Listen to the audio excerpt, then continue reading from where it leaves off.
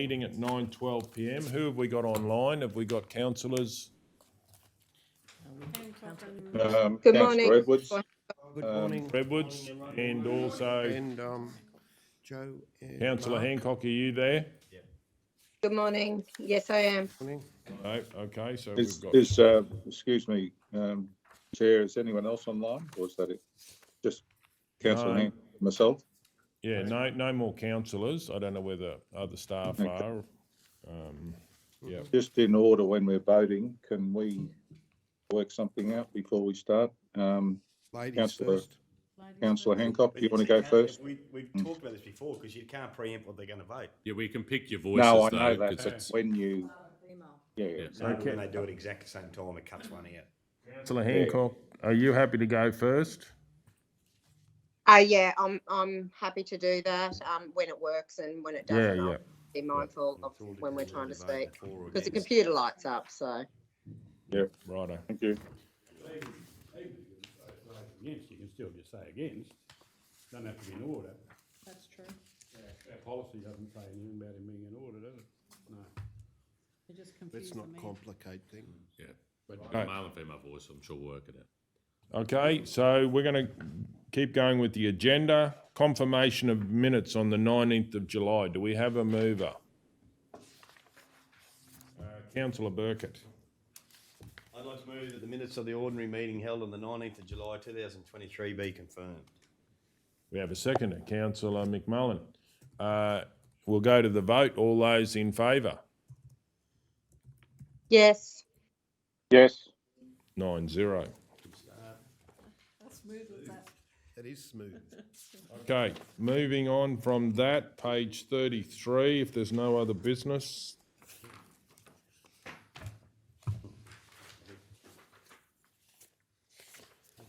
Uh, 8.1, National Australia Bank closure, Mitchell, October 2023. I'd like to move that Council 1 write to National Bank about its recent decision requesting information about the decision and request a 1-year extension of their bank closure to allow for the addition of a new possible community bank for the region if they are not willing to reconsider their decision.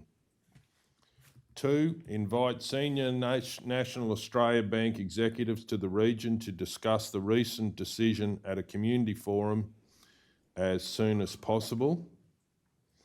3, acknowledge the Bringa Action Group will work on suitable community options for consideration by NAB to be able to bring to the community forum.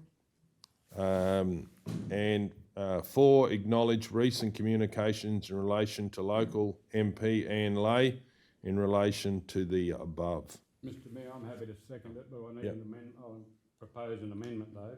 Yep. We have to include, I believe, the 15th of August, not as soon as possible, because the local members got the people lined up and we're just backing up for the 15th, or invited them for the 15th. So we're just backing up her request, I believe, so to speak. I don't agree. And through the chair, when the mayor proposed the motion, they hadn't finalised the date of the meeting, so we just did that, just But freshen that up. hasn't he got his last day. agenda in it?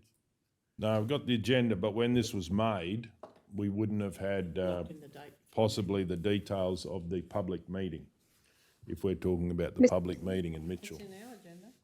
Mr. Mayor, Yep, please go ahead. can I appreciate that Councillor Mellon has just moved an amendment. I just want to clarify. I too was a bit concerned about having about our local member on the end of it, because she's already organised this, and I thought the intention was that we're going to be supporting her. I actually think that that should go as number 1, because and all the rest is the outcome of that. Yeah, 'Cause I'm happy to have that as number 1. I just think that we may offend her if we don't. You know, I mean, we're trying to support that meeting. No, I've been speaking to the local member, and I don't think so, but I'm happy to put it around. I certainly know what the local members doing, and yeah, we've been talking, so that's yeah, I think in line. I've got another question, sorry. Can you Please. tell me what it means about the Bringer Action Group will also work on suitable community decision, sorry, my screen's popping around. Community options for consideration by NAB to be able to bring. Well, what does that it mean? would be by NAB first, but then obviously any other options, you know, for a community bank, if NAB won't reconsider their decision. So I'm happy to change that wording if you believe it should be opened up, but It could be in regards to the ATM too. But it's, Yep. I think that's, I'm pretty, I understand what councillor Hancock's saying, but I think this is pretty well in line with what Bringer Action Group and the local member have been already started the process on. Yep. yeah. Yeah, I just didn't understand it, Councillor McMullen, that's why I'm just asking. Well, it's Yeah, basically- I'd say it'd Bringer be, Action Group are quite prepared to try and either get someone to take an agency on it and may even consider it themselves. but with the Oh, I see. consideration by NAB, that could be to keep the ATM open for as long as possible if the bank closed. Yep. So that'd be that consideration by NAB. Okay, sections, portions of it, yeah, right. Okay, so we had a second. Are you happy to second that, Councillor McMullen? I'll speak to it. I believe that one of the biggest things that NAB needs to consider here is its history in the regions of Australia. I've said publicly that instead of sponsoring sponsoring sporting events, how about they sponsor local communities? And one really big decision, of course, it would be to reverse the bank decision, but to be realistic, you would need to give a community at least 1 year to come up with an option, as I'm sure if National Australia Bank was planning a new branch, they would be planning it at least a year ahead with all the steps to implement a new branch opening in Australia. So I believe that they would understand that they need to do the same when they're closing one, because I don't believe it's National Australia Bank's intention to leave people with no services or and so I believe that the minimum is that they allow a year for council to work with stakeholders to find out how we can put a solution in for Mitchell so Mitchell can grow. Would someone like to speak to the motion or against the motion? I'll speak for it. Righto, and then, do you have a question, Councillor No, I was Burkett? just going to speak for. Righto, so Councillor Edwards, go ahead, and then Councillor Burkett. Yeah, I'd just like to say that I'm not happy with this decision at all. Based on the value of the GDP in that area and the effects of the closure, it's very disappointing the way in which they've arrived at this decision. I think NAB is it? Yeah, NAB should be. They should not be making a decision based on the use or whatever, however they make it, which is akin to closing. It just appears to me that it's the large organisations seem to centre around this usage factor, which is a bit of a misnomer, really. It's, for example, Centrelink as well.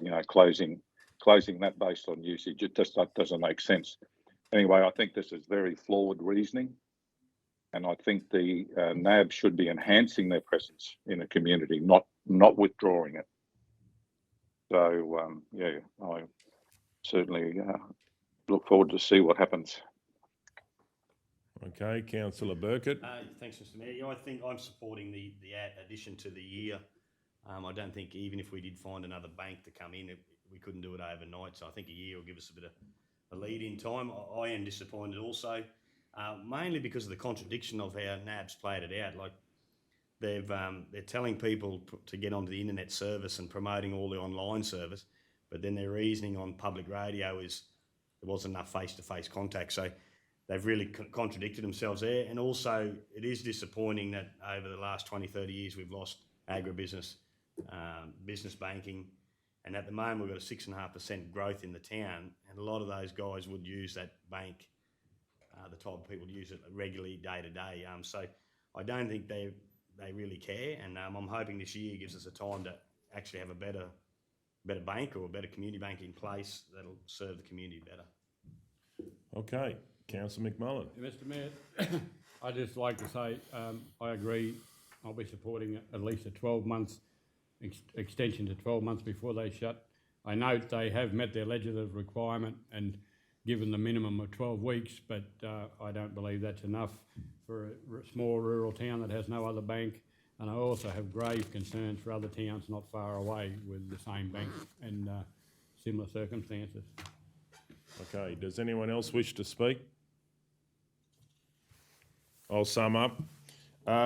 You know, to give you an idea, if someone's had anything to do with business, booking a shop fitter may be 6 months away. You have to supply and get supply of computer terminals.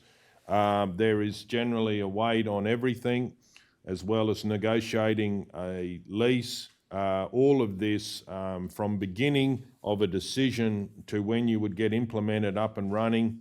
Advertising for staff would be a couple of months because people have to make a decision to move to an area, or there might be staff local, but they might need training, so they might have to bring people in.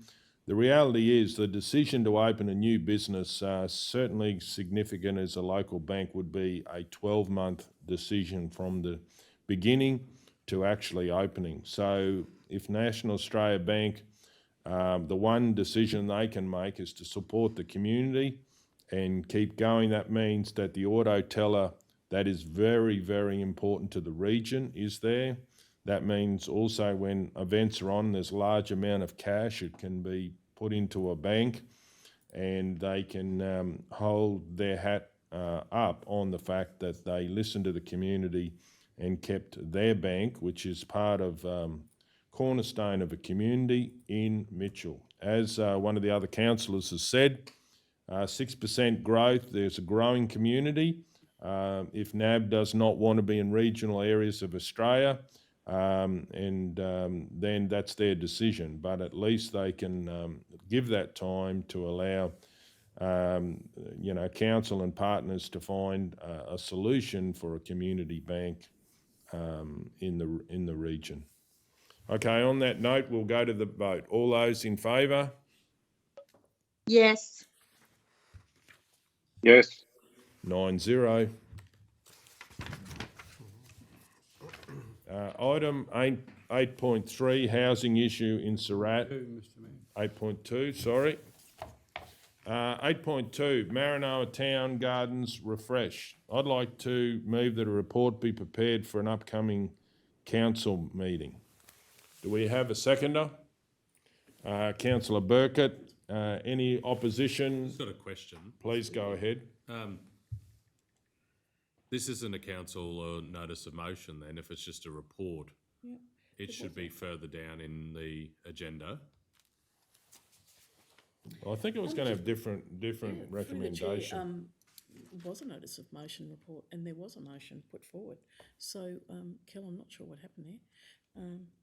Okay, so I move that we lay this in the table till later in the meeting to get that, because I was actually moving to just go and do it. There was a notice of motion. So all those in favour? Yes. Yes. 9-0. 8.3, housing issues in Surat and proposed solutions. Do we have a mover? I've got a question to Councillor Hancock, that's the author. Do you know how many blocks of land, if this goes through, how many blocks of land council will have if we did secure housing money to build housing around the region? Thanks, Mr. Mayor. It's a bit of a struggle at the moment because I'm only on my iPad and I'm away, but I was trying to bring up the briefing that we had with Director Matt, and I'm wondering if I can't see, is Director Matt in the room?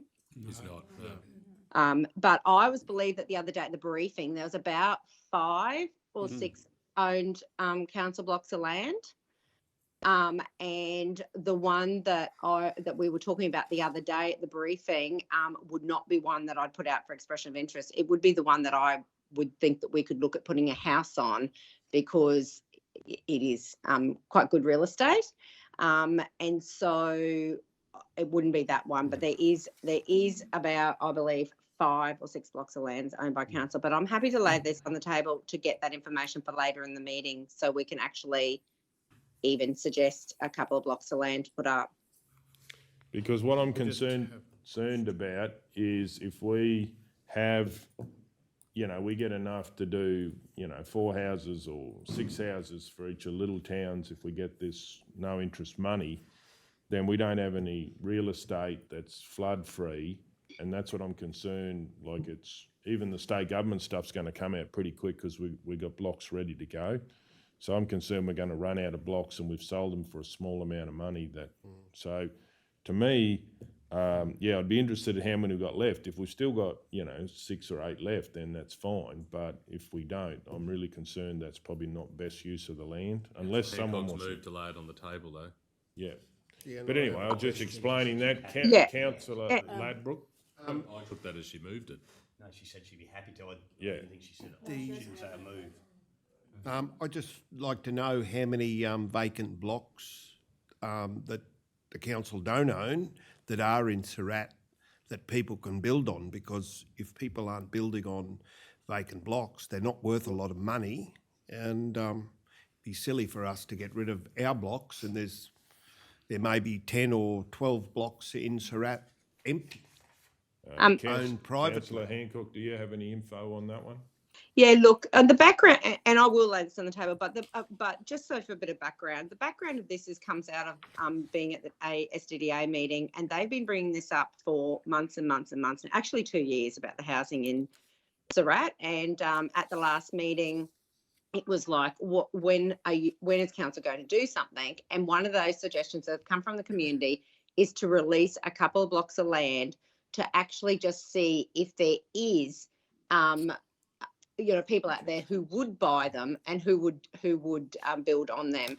It's about doing something instead of nothing, because there's been nothing happening. And so I can't guarantee that they would go. I'm not suggesting to sell them at really cheap. I thought we have to sell them at value price anyway. And so it is just really putting it out to the market to see what appetite is in the market to be able to give some blocks of land to the community that they could then build on.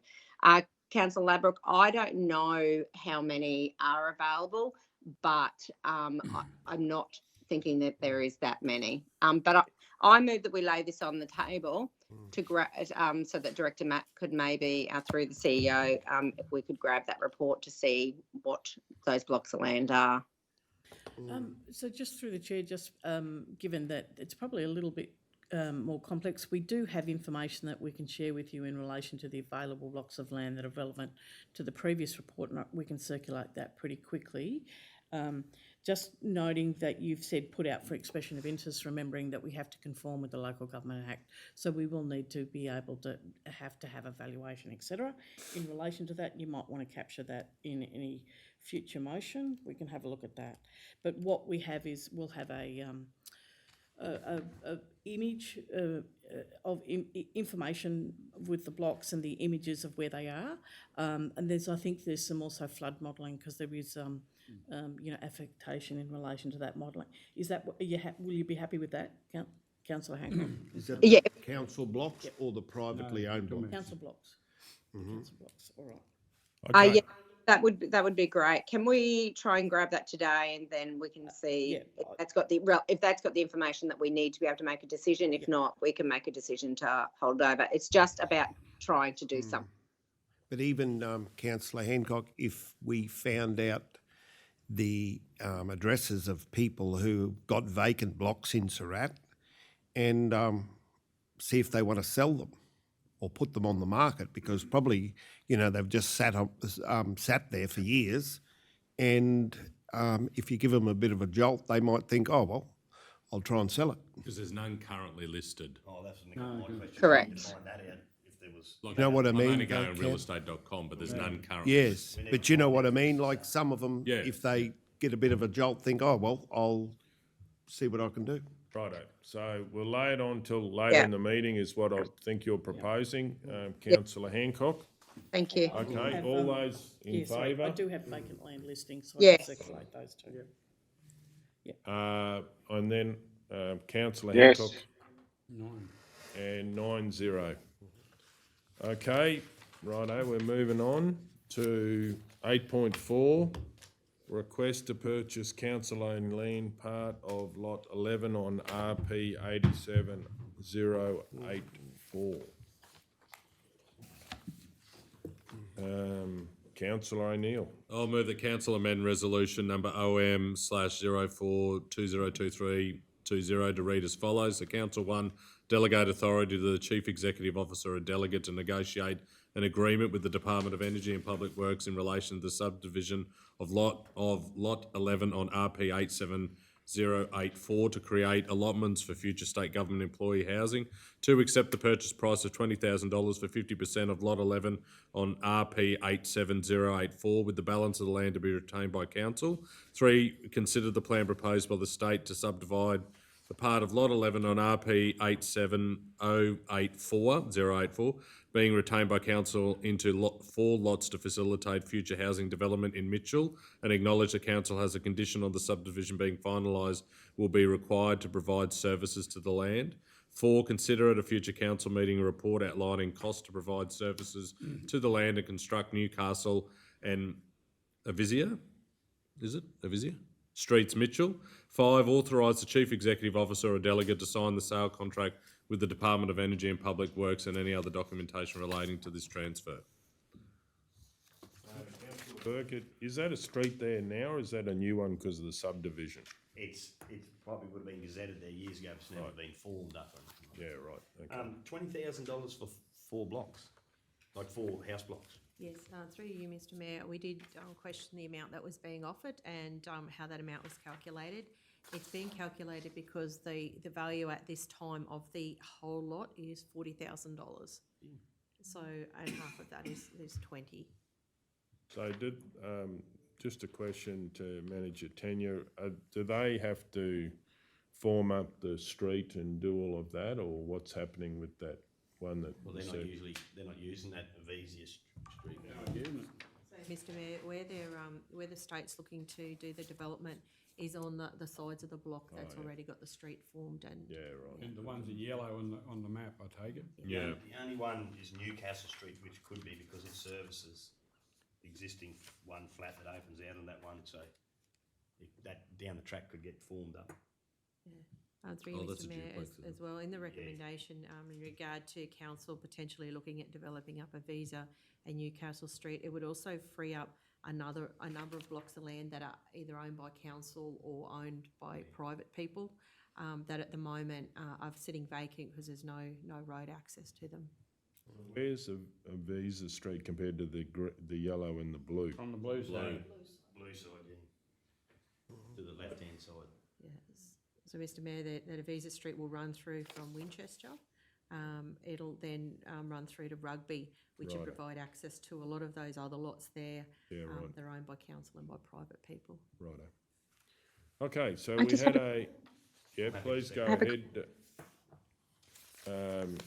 You're happy to second that? Yep. Okay, do we have a question, Ye- councillor? Yes, I do. Hancock? Thanks. Through you, Mr Mayor, Officer Manager Tanya. Just with it, are they going to be fairly small lots? So when I was reading it, I was worried that they're going to be really small house blocks, and then will that limit? I don't have the paperwork in front of me. I'm sorry, but will that then limit if we then want to develop extra blocks? Will it be setting a standard in that area of very small blocks? Pretty big block. They're the same as everything else, Joe. Yeah. Oh, they are. 800 square metres is on page 39. They're the same as the Yep. whole block. Okay. Yeah. Thank you. Okay, so we have a move and a second. Does the move wish to speak to the motion? I do not. Does anyone else wish to speak? Yeah, well, Mr Mayor. Please go ahead. I think this is another step forward to solving a housing problem. It's exciting that we're going to get some houses put in Mitchell, and this could actually have a flow-on effect, and I'm hoping that they can some way keep boosting up our housing stock. Yeah, I'd like to speak to it. Certainly happy that the state government, I think they have houses which are being built all the time, and they're going to be shifted out. This is one solution. I'll certainly be supporting this. We're doing it on very favourable terms. We don't normally release land like this, but if the state government is going to put houses on it and they do it quickly, which is our expectation, certainly be supporting that as something that council is doing to solve the housing crisis.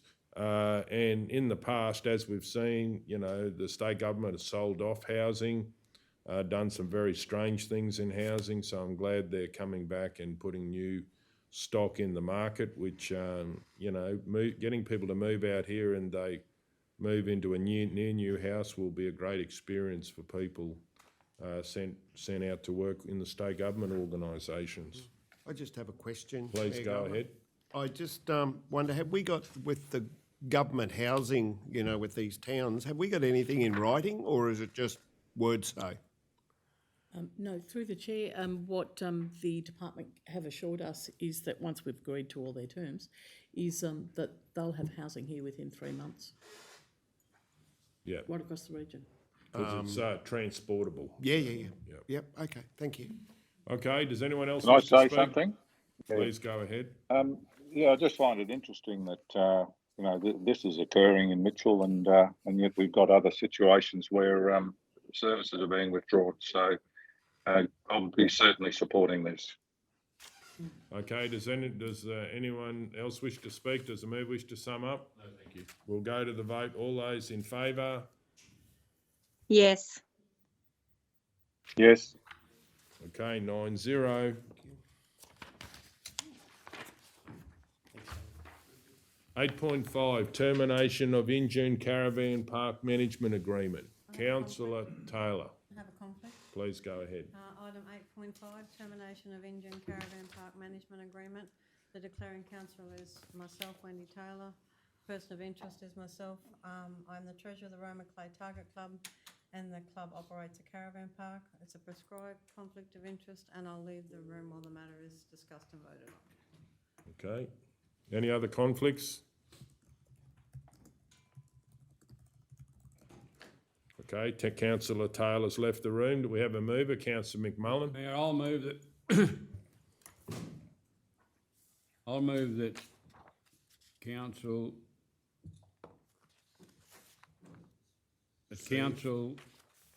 received notice that 1/8 Proprietary Limited are terminating their management agreement for the operation of the Injune Caravan Park as of the 18th of September 2023. Deputy Mayor, it'd be from the recommendation, the council amend resolution number.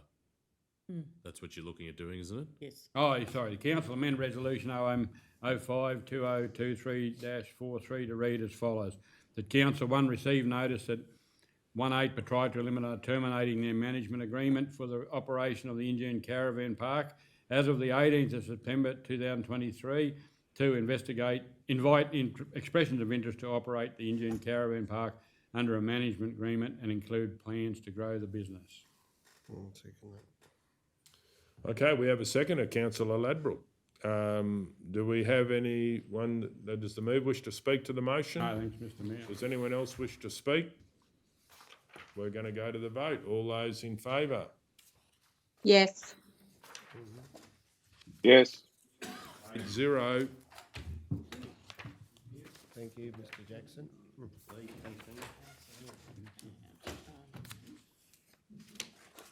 Thank you.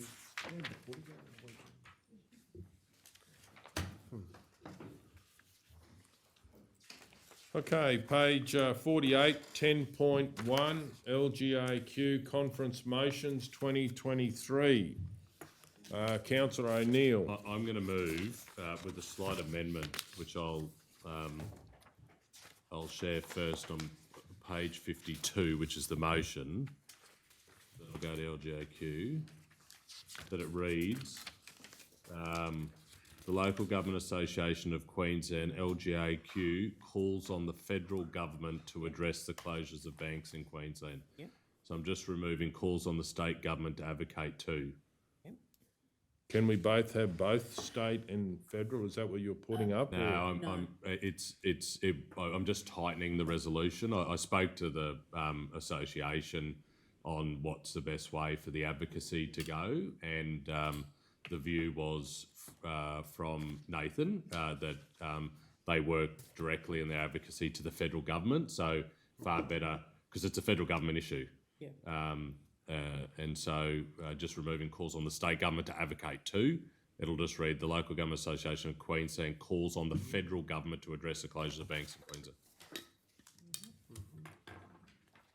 Is there no role for the state to be able to say we're losing branches as a separate thing? Like, I certainly get just talking to the feds, but is there anything, because the state government's in communications where it's normally a federal issue, like, is there anything that we can put in there so state conference, well, then the LGAQ will be bringing up, do you realise this is happening from a state point of view? We can write directly to the state to advocate, but it's unusual to call the association to go to the state government to get them to advocate to the federal government. The association goes directly to the federal government. Yeah, I certainly don't mean to get the state to do it. I mean exactly what you're saying, but it seems strange we don't have in there separately that we bring the issue up with the state government, completely separately, you know, like for instance, why are they contributing to communications where it's normally feds are in that space, but this is the LGAQ.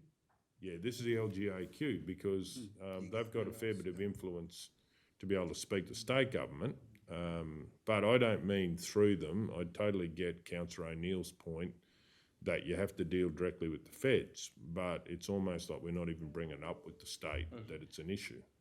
Through the chair, I would just add to my understanding is that the LGAQ, being a Queensland-based peak body, whilst they can talk directly to the state, this is a state conference, so it is actually using the state conference framework to actually advance issues that are of a state issue, which could also be a national issue. And as LGAQ have advised us, yes, they will actually push through those motions that go through to the federal government, and about 22% of them last year were so designed. But essentially, this platform is to actually move the layers of government. It's to go local government, LGAQ, state government, federal government. So that is the lever mechanisms to escalate an advocacy issue through the ranks. I appreciate the councillor's conversation in relation to LGAQ saying, actually, we don't need to go through the state, but isn't the purpose of the motions for the state conference to actually lever the state to actually advocate around a range of issues? And this is absolutely a federal issue, but it's using the state platform to push the federal government to actually then work on a change. So it is using those layers of government to escalate that. So that's just my comment. It's up to council as to finally what you decide.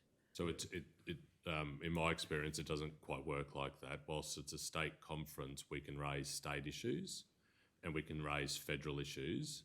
And if that's supported by the majority, the association will go to those relevant governments and advocate on that position that's been taken by the conference. So it isn't to go through the levels, of but government, if your mayor, it could read the Local Government Association of Queensland calls on the state government and the federal government to address the closure of banks in Queensland. Yeah, I think that's good. So on that basis, then I'll move that Council 1 endorse the submission of an additional motion in relation to banking closures as attached and amended. Noting that motions A to H were endorsed at the ordinary meeting of the 12th and 19th of July 2023. Resolution number OM 07202306 and OM 07202352, A through to H. 3, invite our regional councils to be co-sponsors and include the supporting organisations for respective motions as recommended. Okay, do we have a seconder? Councillor Burkett. Does the move wish to speak to the motion? Thanks very much, Mr Mayor. Thanks to the CEO for pulling this together. Whilst this is obviously clearly a hot issue for us here locally, the other delegates that attended the Bush Councils will have heard, as I did, that it is a major issue across other regional councils in our state as well, and very close to home for the Gundawindi Regional Council, where the Bush Councils were held. They're going through the same issue with Inglewood, and NAB announcing that there's going to be a closure of one of their branches there as well. We need to hold, these big conglomerates to account on, the decisions that they're making and the ripple effect that it has on our communities. Our association, in terms of the Local Government Association, is a very strong advocacy group, and calling upon them through our conference motion and seeking the support of our local government cousins across the state, I think will give extra weight in arguing our position that this needs to stop. The Deputy Mayor highlighted in the remarks that he made on a previous motion that there are concerns about other neighbouring communities within the Maranoa that only have one banking institution operating, that they could be headed in the same direction. We need to stop this now, and we need to use, any means that we can, and through the association and through the conference is one means to advocate for an outcome that is more favourable to our regional communities. Okay, does someone wish to speak to the this motion? I'll speak to the motion. Certainly be supporting taking these to the state conference of the Local Government Association. Banking practice, that's just common sense. Banks have been pulling profitable parts of regional Australia out and keeping them separate to actual bank branches, but they don't realise it's all connected. And then it's very easy to say that small banks are not profitable because all the profitable parts they've hived off and done separately. So I certainly would not like to see that the big four are only basically banks that are in cities. I think they've got a privileged place in Australian society and they should realise that. Mobile black spot program, a huge amount of areas that don't have communications even just for safety. So certainly we'll be supporting that. Renewable energy decommissioning. The renewable energy sector is very much unregulated compared to other sectors, in my personal opinion, and they certainly have not solved the issues of protecting landowners that might sign up on favourable terms but don't realise what they're getting in for. Mayor, we voted on those already. We're not recovering. That's already gone through. But I'm just speaking to the motion. And basically, these are the sorts of things that we can take to the state conference and really push on all of these issues. Insurance is a massive problem. Insurance is going out of control, and the worst thing is people may not have any insurance in the future if they can't afford to. Amalgamations of assessment, people have lost capping, and that's certainly become a major issue and just really upsetting people with any changes in titles causing major grief to people, and this doesn't happen in other categories. Also, resource obligations in paying their rates, and I believe the state government is actually working on that, but I think from a council point of view we need to take it to the state conference, and I know speaking to other mayors they've got similar issues.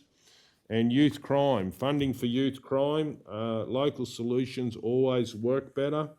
The neighbourhood centre is instigating a youth officer, and that's going to be fantastic when it gets on the ground, and these are the sorts of initiatives that the state can be supporting to get on to youth crime.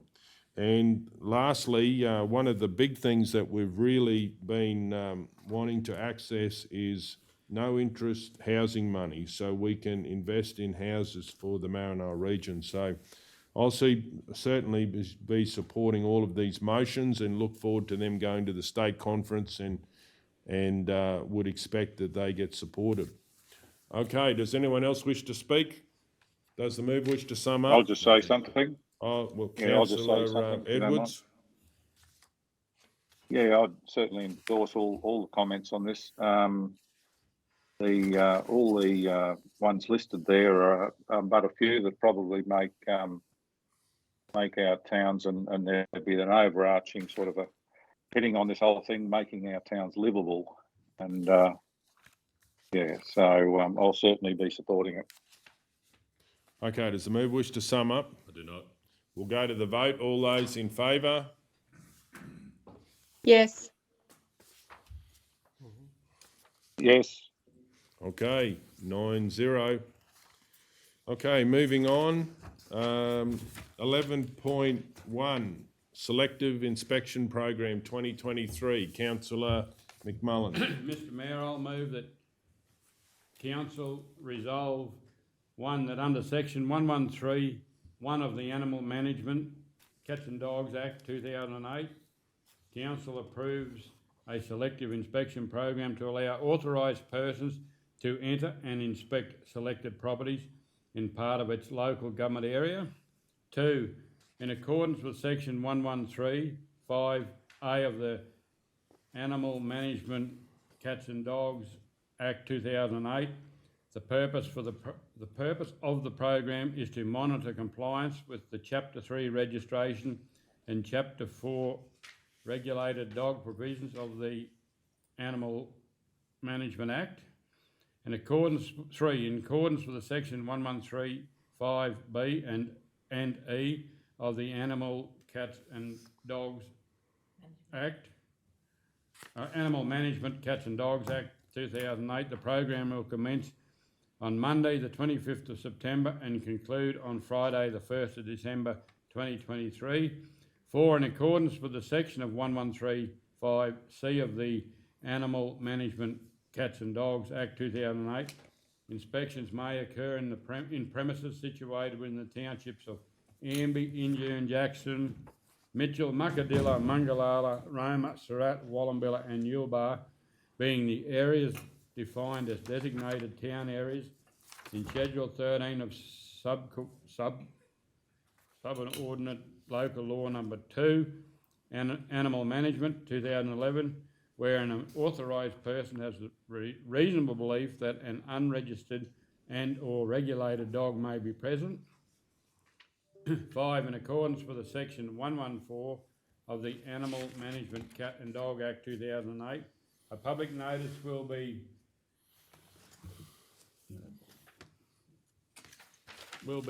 given that the local news publications on the week commencing 4th of September 2023 and on the council website and social media platforms, stating that the program will commence on Monday the 25th of September and conclude on Friday the 1st of December 2023. And 6, on identification of an unregistered dog on a premises, the officer issue an advisory notice for registration to be paid within 14 days, upon which, if no action is taken, a fine will be issued. Okay, we have a second, Councillor O'Neill. Does the mover wish to speak to the motion? Oh, Mr Mayor, I think it's just the time of the year again to do our inspections to ensure that everyone's abiding by the regulations. Okay, I'll speak against the motion. Certainly won't be supporting this as far as unless it has changed.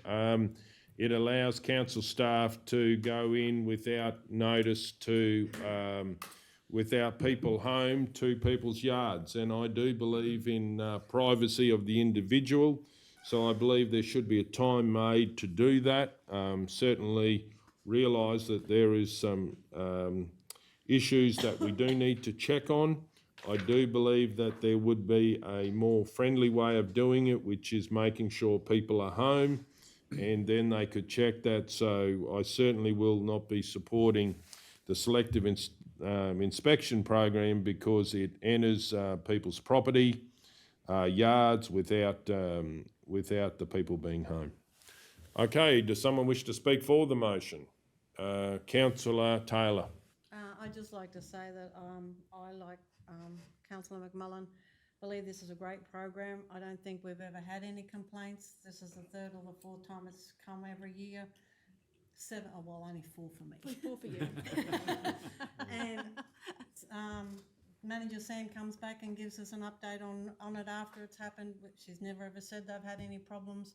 And it's people come, they do it, they pay their fine, or they don't actually get a fine most of the time. They come and they pay. So more than happy to support it. Okay, does anyone else wish to speak against the motion or for the Can I ask a motion? question? Please go ahead. Through you, Chair, Manager Sam, are you aware of, so number one, has anything changed? And number two, what's the complaints process? I'm not sure whether it's in this. I can't recall seeing it here as to what the complaints process is, and have there been any complaints last 12 months?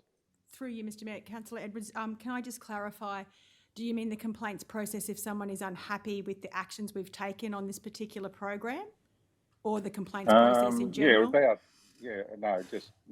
really, but just general, making sure that people's privacy is respected and things of that nature. I can speak to what our procedures are, if that also helps in relation to trying to do this in a manner that respects everybody's privacy. My officers aren't comfortable with entering people's properties unless people are home, but sometimes we have no choice to do so. So what we do is we announce ourselves, we rattle the gate, we come into the property, we wear body cameras so that they actually track everything that we've done when we're on the property. We leave a calling card to let people know we've been there, so it's not like we're there secretively and people don't know that we've been there.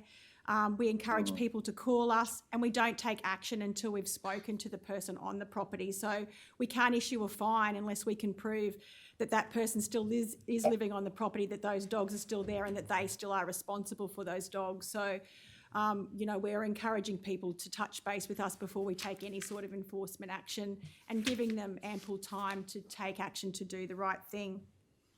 But does our processes capture complaints? Yes, they do. Do our Councillor processes Edwards. capture complaints, and when do the complaints? Are there any complaints in the last 12 months? So they would be logged through a customer request, as per all council requests or complaints that we have for all services that we deliver for council, would be my understanding. I have a category in our customer request management system, so that when someone calls our customer service staff, they would log it against the selection inspection program, which enables me to easily extract reporting data for those sorts of things. People may just call and have an inquiry as to why we were there, what's the program about. Sometimes we have disputes on infringements, but that doesn't relate just to this program. We issue fines for other things. And we have a dispute process for that. It's all on our website, and we also communicate that whenever asked with our customers. Yeah, but rather than guess if there's been any complaints, maybe I'm not asking for it now, but maybe the report should include things of that nature, customer complaints. No problem. I can take that on board for when I bring it back after the results of this program. Yeah, I think so, just to let everyone be aware of it. Otherwise, we're just guessing. Thank you. I can let you know, though, hand on heart, that there have been no complaints I haven't been able to resolve satisfactorily. Yeah, there's been complaints. But anyway, no, that's fine. There's definitely Thank you. inquiries and there's definitely complaints. Not everybody likes to get a fine, that's for sure.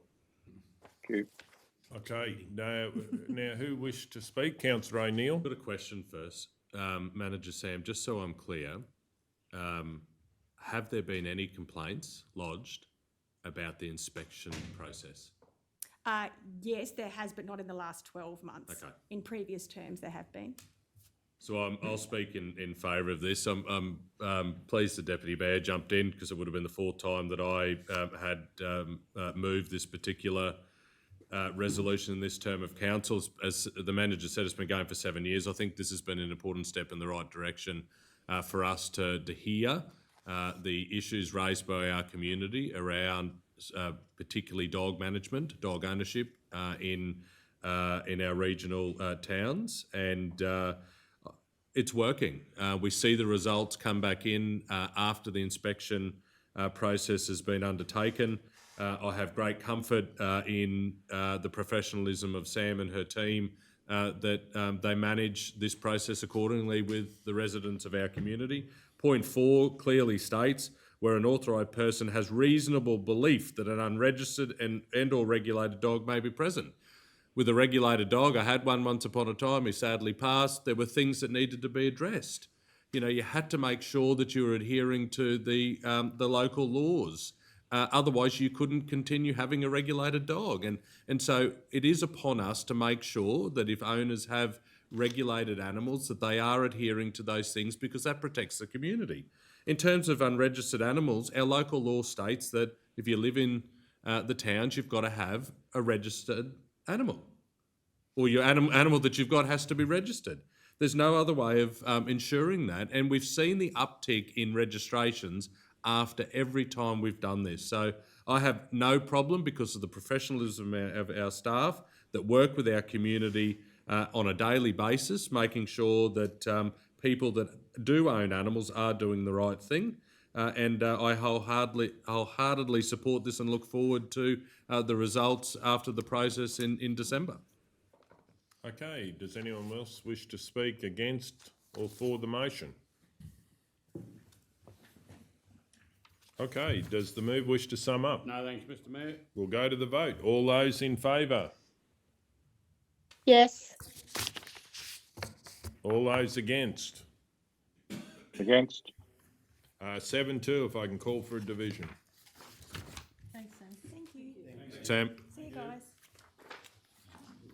So we're now page 50, page 64. 13.1, LifeFlight store sale fundraiser sale day. Mayor, I'm going to move that this lays on the table until later in this meeting to get some of the financial information. And through the chair, I've just circulated it to you. I'm happy for you to lay it on the table, and I'll print it out for the mayor. But I've just circulated that business unit information. Righto, all those in favour? Yeah. Yes. Yes. Sorry, Dan. All good. I've got the next one as well. So Councillor Burkett wasn't here. He never had a conflict. So then it's 8-0. Okay. Is he going for a conflict? No, I don't think he must have He's on just... the toilet, I won't disturb him.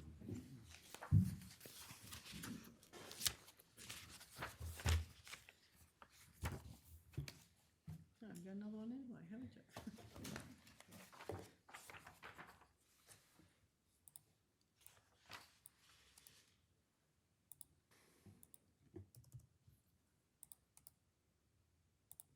Okay, page 85, 77. 77, thank you.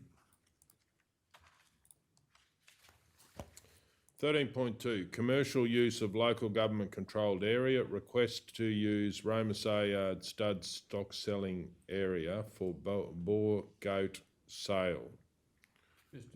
Please go ahead. I'm happy to move it, but through you, a question for the CEO. I'm all for this, but is there any way this can be added? I don't know what the words are, so that don't have to come to council every year? we're looking to amend the hire policy to it. Okay.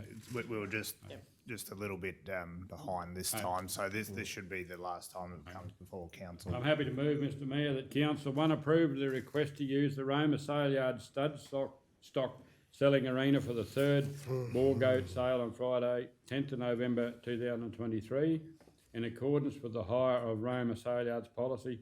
2, authorise the Chief Executive Officer or delegate to nominate appropriate conditions. We have a seconder, Councillor Ladbrook.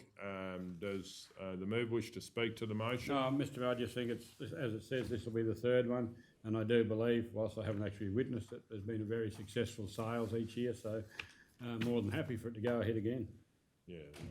I've just got a question. Please go ahead. Just in relation to the point that the Deputy Mayor raised, and I was going to raise that too, is the answer to that the Roma Saleyards hire of Roma Saleyards policy is coming back for further consideration at an upcoming That's meeting? correct, yes. Yeah, okay, righto.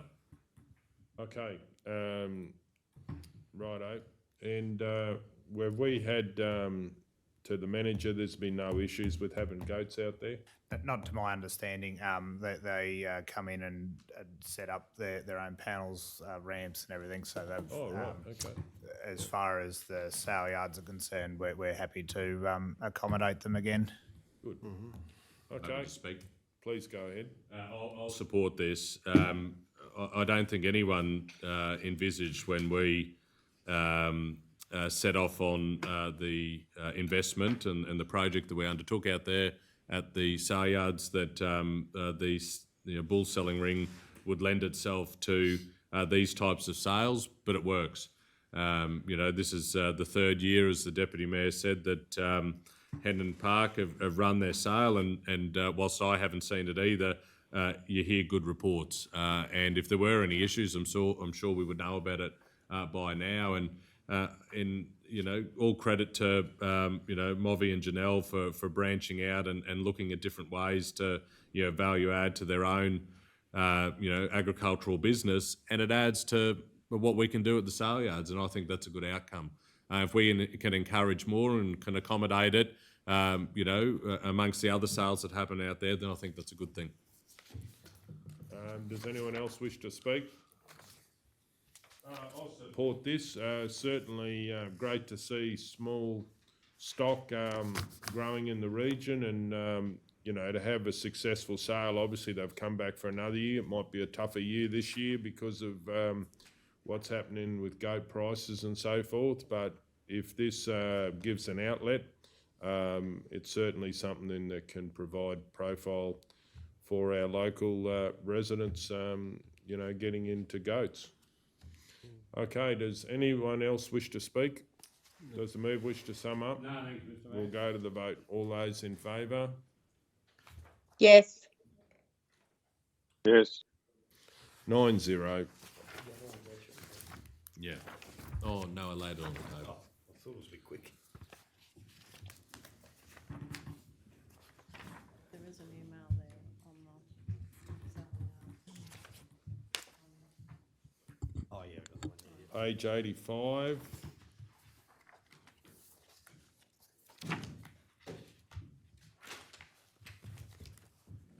Expressions of interest for the provision of advertising Roma Airport and Saleyards. Do we have a mover? I'd just like to know a bit more about it. Can we hear a little bit about? I'll move, Okay, so if you want to move it, then we can ask the questions. I move that council, one, pursuant to section 228(3) of the Local Government Regulation 2012 Queensland, invite expressions of interest for the provision of advertising on the Roma Airport and Saleyards facilities. 2, note that it is not in the public interest for council to conduct a closed process, as a rigid specification will not maximise potential revenue opportunities. Okay, so Councillor Taylor, would you like to ask your question? So what does this point 2 mean? Through the chair, I think that needs to be amended to open tender process. I think I might have made a mistake there. I apologise for that. Essentially, it's just my explanation as to why we have chosen to pursue an expression of interest instead of an open tender process. I think the local government regulations require that we give a reason for it, and that reason being that if we pursued an open tender, we would have to provide some rigid specifications as to what we want. If we go through an expression of interest, we can just say, come to us and tell us what do you propose, and then we could have a wider range of opportunity. You don't really need point number 2 in this motion, do you? Yeah, well, I think we do, correct me if I'm wrong, but I'll redo number 2, Mr. Mayor.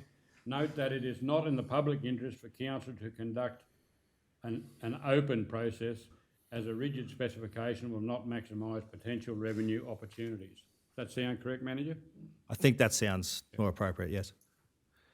Righto. Any other questions, Councillor I do. Taylor? So is the Club Hotel and Nutrien going to, are you going to them to see what they want to do with theirs? They will be directed to whoever's successful with the tender to re-advertise through that advertising agency with their infrastructure. So is it going to come back to council for council to decide, or? Yes, Mr. Mayor, that's correct. Yeah, because we have anyway, let's get on with the debate. Well, I'm still confused, I'm sorry. It says invite expressions of interest. Who are you getting the interest from? Someone that wants to put up a sign or someone who wants to make the signs? Through the chair, no. So that's people who want to manage the advertising altogether. So that's signs, billboards. So it's not a business coming to you saying, I want to put up a sign. It's somebody that has a business like Sinosaurus. Correct, an advertising agency to manage Okay. the I'm on the advertising. right page now? That's right. Okay. Just through the chair, I think that's a good question, because does the motion need to Hmm. reflect that we're talking about yeah, advertising agencies or advertising management? Councillor O'Neill? So I'm a bit confused now with the change that's just occurred. If you look on page 89, the resolution in terms of the wording is slightly different. Number 2 says, note that it is not in the public interest for council to invite closed tenders in this case as a rigid specification. So it's closed tenders. That makes sense. So the change now that the Deputy Mayor's just moved, note that it is not in the public interest for council to conduct an open process. Well, in fact it is. We want an open process because we're inviting expressions of interest. That's through the correct. chair, So I think Closed the manager's tenders, first recommendation was correct, that it's not in the public interest for council to invite closed tenders for the reason that's specified in the report. Yeah. So that doesn't work now. No. And I think what was just missing there is the word tender Tenders, yeah. I apologise for that. That's my lack of proofreading. process. Yeah. Process.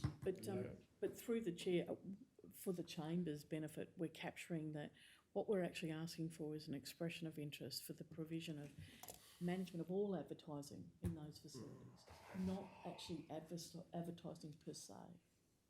That's correct. Right, good. I have a question, Councillor Hancock? just when it's my turn. Thank you, Mr. Mayor. I'm just wondering, through you, I've got two questions, through you, Mr. Mayor. So why do we need an outside person to manage the advertising? What can't we? Because then are we actually giving away our, Margin. yeah, not authority, but our profit make sure. margin. Yeah, we're giving away that. So that concerns me a little bit that we're giving that to somebody outside our business to make decisions on behalf of our business. And my second question is just making sure that, because I haven't read section 2283 of the local government regulations, just making sure that number 2 is not contradicting number 1. So sorry, they're my two questions. Okay, so we might just go again with the questions.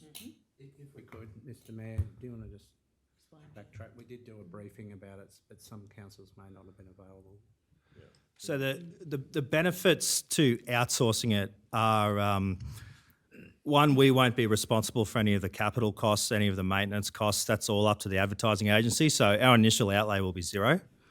And these agencies have a lot of contacts and know how to maximise the advertising opportunities. So while we won't get 100% of the revenue, we will probably see more revenue out of their total cut, because their total revenue earn will be greater than what we could do alone. That's their field of expertise. That's right, yeah. And are we setting up how many spaces? Like, we're not going to be, that it won't be overcrowded, or it won't be, like, are we setting any requirements around that? So the reason for the expression of interest is to give these agencies the opportunity to present their case, and then we can make a decision after that once we close the tender. Okay. And my second question was just making sure that number 2 was still in line with number 1, that it wasn't contradicting itself. Okay, Councillor Taylor? So the agents, or whoever gets the tender, do they still have to come back to council and say, well, this sign's going to be this and like, do we have any, are we having anything to say, well, you know, you can't put that up because it's not in line with Through the chair, that's something that was agreed to in my initial discussions with some agencies, and we would include that in the contract where we would, and I think that's standard practice in the industry as well. They would have to seek our approval first in case of conflict of interest or controversy. Yeah, Councillor McMullen, I wonder if you had any appetite to separate out Roma Saleyards from the airport, because it might be that it chops out the opportunity for individuals to put a sign up, like the Nutrients and there's all the agents out there that they have, and then there's sometimes bull sales that happen. If this happens, it might chop out those people and they would have to pay maybe double as much. The advertising agencies are pretty significant in what they charge. So the question is, there could be a good solution maybe for the airport, but it may not be a great solution for what people are used to at the Saleyards. Mr Mayor, I understand what you're saying, but I wouldn't envisage the agents, if they don't want to advertise with them, they won't.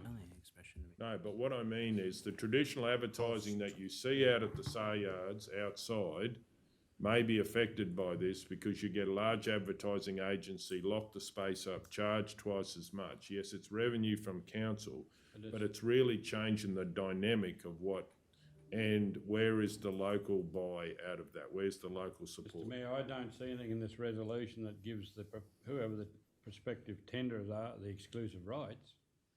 Just through the chair, potentially the word, when we're looking at the first recommendation, is that you invite expressions or separate expressions of interest for the provision of advertising management. Because what I'm hearing you saying is that the chamber may not want one expression of interest around advertising revenue in general, split for both these facilities, or that you want them to be looked at individually, so that in the event that you make a decision to go with one and not the other, you have the ability to do so simply and cleanly. Is that what you're saying? Yeah, General Manager, I think, wants to say something. This will be an expression of interest, and we've also discussed the potential of clauses. So if the agents wanted one sign up, then we would build that into their permit to say they're allowed one sign in this space, and also to put aside space for bull sales, etc., that they can have their own bull sale sign up in a particular space for a particular time that will be exclusive of the expression of interest. So I think we could, separate to that, so the expression of interest would be 90% of the facility, for example, but we would have our own, if we wanted a notice board or a spot for bull sales that come up, that would be clearly put out before we'd sign anything. And Mr Mayor, sorry, we have in the attached specification, we have stated that the opportunity to express an interest for advertising for either both combined or separable portions, so we can make that decision. Councillor O'Neill had a question? Or? No, it's not a question. It's a suggestion, I suppose, to the mover. Just in point 2, it probably needs to read, I've just read the legislation for 2283, note that it is not in the public interest for council to conduct an closed tender process in the first instance, as a rigid specification will maximise the potential revenue. After we do an expression of interest, we still have to go to tender, based on what the legislation read. And well, that will also be dictated to by the threshold, the financial threshold as well. So we don't know what that is at this point. No, not at this point. So if it's under 200,000, we don't. Is that what you're saying? Aggregated, yeah, over that. So if you had, it was under 200,000 for a 2-year period, then you wouldn't need to go to expressions of tender.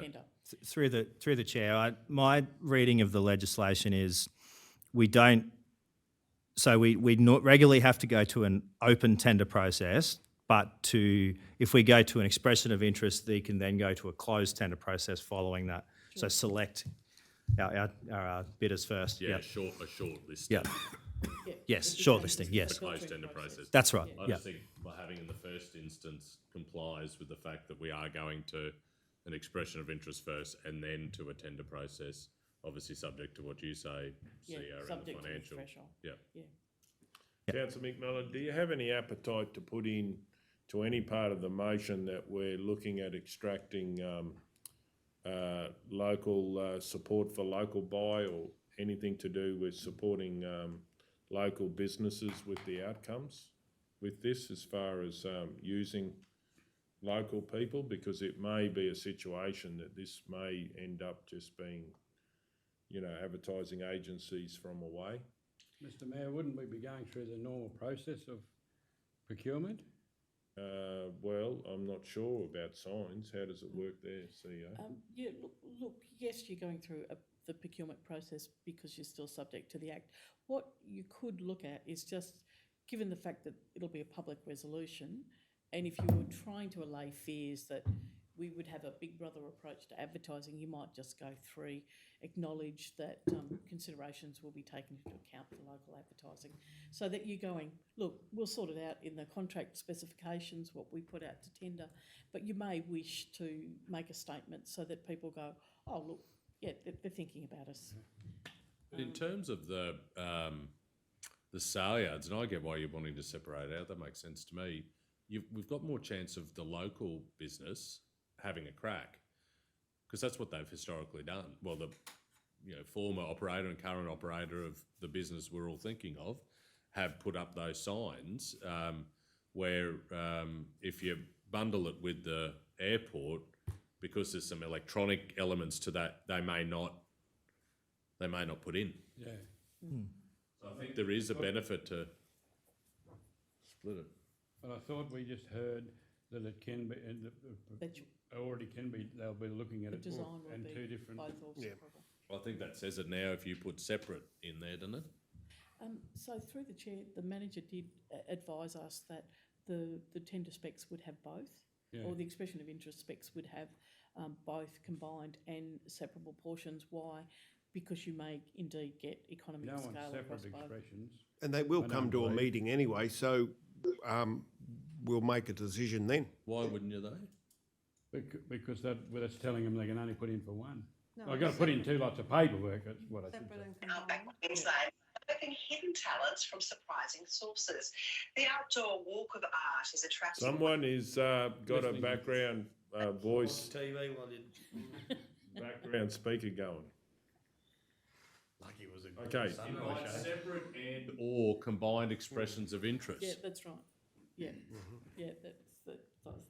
Like, how do you separate it out if you only want to take some of it, Councillor You fill the McMillan? one section out. Anyway, that'll do. Yeah, it's just Right. how we design the What I expression. mean is they might just, they're going to put both in, but they might go, we'll do that for that, and you might go, we'll take that, but we don't take that, or Yeah. we do. Or they don't, and they just want to put in for the Saleyards and not the airport. That's right, Yeah. yeah. Well, that, anyway, we'll make it, that I thought was in there anyway, but So what are you happy to we move? don't need in that first instance because we may not have to go to tender. We don't know that until we know what it's going to cost. Or how many signs they want to put up. And But I mean, you could put in the first instance. Look, I don't think it's going to hurt your motion in any way. It's up to you. No. Okay, I'll start again. One, that pursuant to section 228(3) of the Local Government Regulation 2012, Queensland invites separate and or combined expressions of interest for the provisions of advertised management on the Roma Airport and Saleyards facility. 2, note that it is not in the public interest of council to conduct a closed tender process in the first instance, as a rigid specification will not maximise potential revenue opportunities. And 3, acknowledge that considerations will be included seeking to attract local providers. I'll second that. I mean, you could, Councillor McMullen, just drop closed and just say it's not in the public interest to council to conduct a tender process, whether it's open or Yeah, yeah. closed, is irrelevant. Yep. Certainly works. No, we could drop it out, yeah. Okay, we have a mover and a second. Does the move wish to speak to the motion? No, thanks, Mr. I think we've discussed enough, thanks.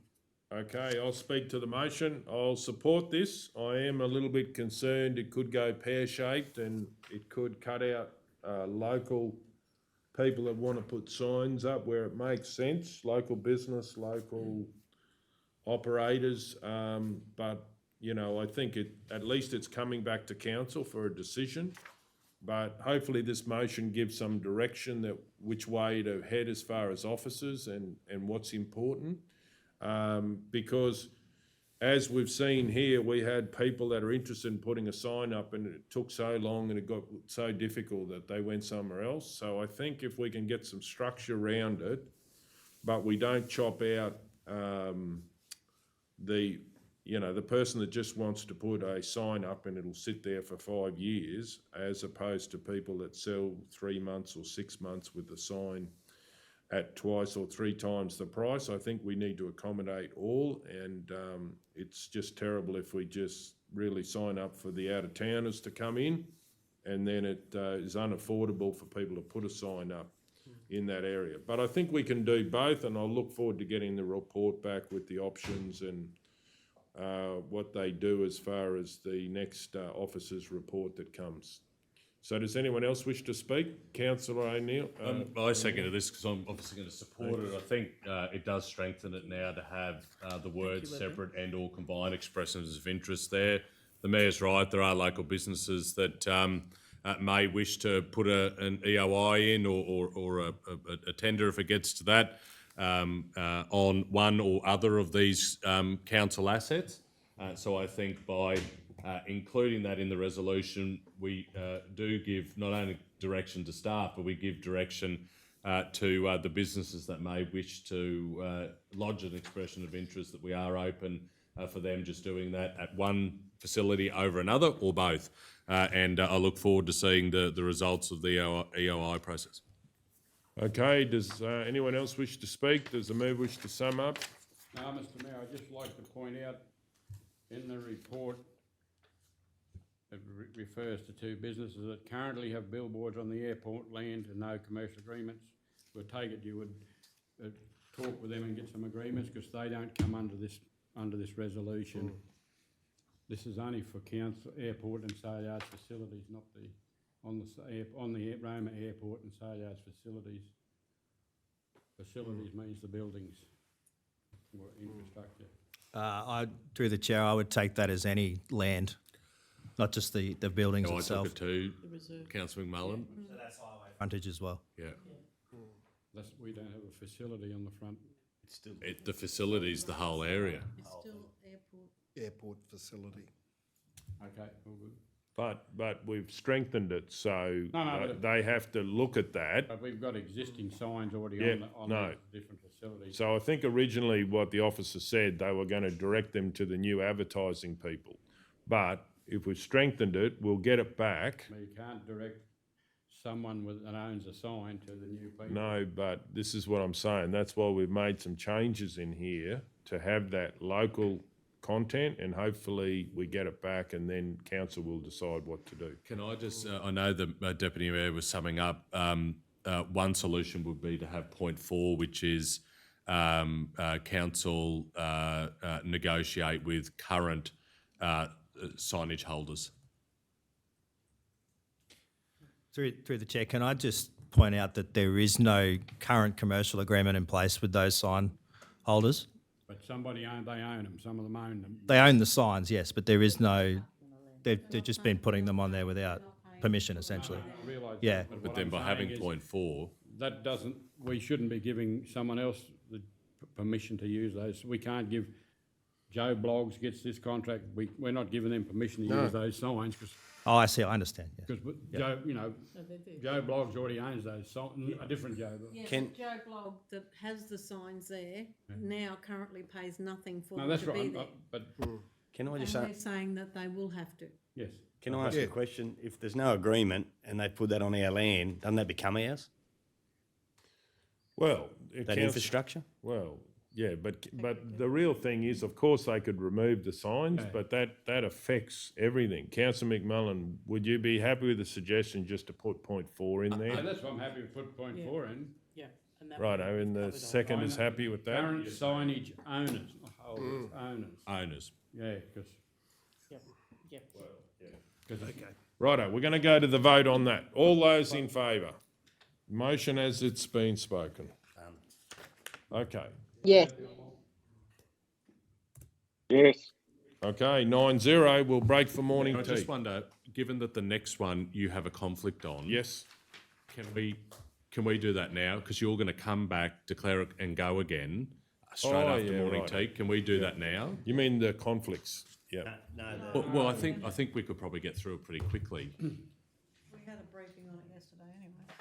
Well, what I'm saying, if I do my conflict, I can go. Yeah, and then we can actually do the matter, and then Straight after morning tea. or not, and just do it now and then come back after morning.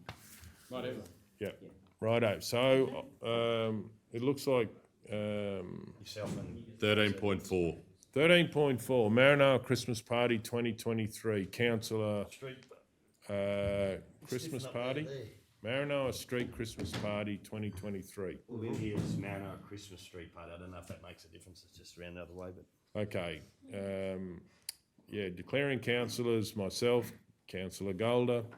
Particulars interest, this declarable conflict of interest arise because type of conflict, declarable conflict of interest, because I have a business that opened in the main street on that night. Declarable conflict of interest, and I'll leave the room while the matter is discussed and voted on. Okay, Councillor, I think Edwards has got one there. Yes.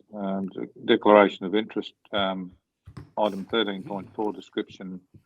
Maranoa Street Christmas Party 2023. Declaring Councillor Mark Edwards. Person with the interest, related party, close associate, other relationship, myself and LGAQ Group. Particulars of interest. This declarable conflict of interest arises because I'm an employee. Could you change that, please, to employee/director /director of LGAQ Group, who leases a building in the main street. I also sell oranges in the main street. Type of conflict, declarable conflict of interest. Action, I will leave the room while the matter is discussed and voted on. Also, I have another appointment, so I'll be at 10:45 as well. So, yep. Righto, so we've done those, so Thank I you. can Thank you. hand that over to the Deputy Mayor.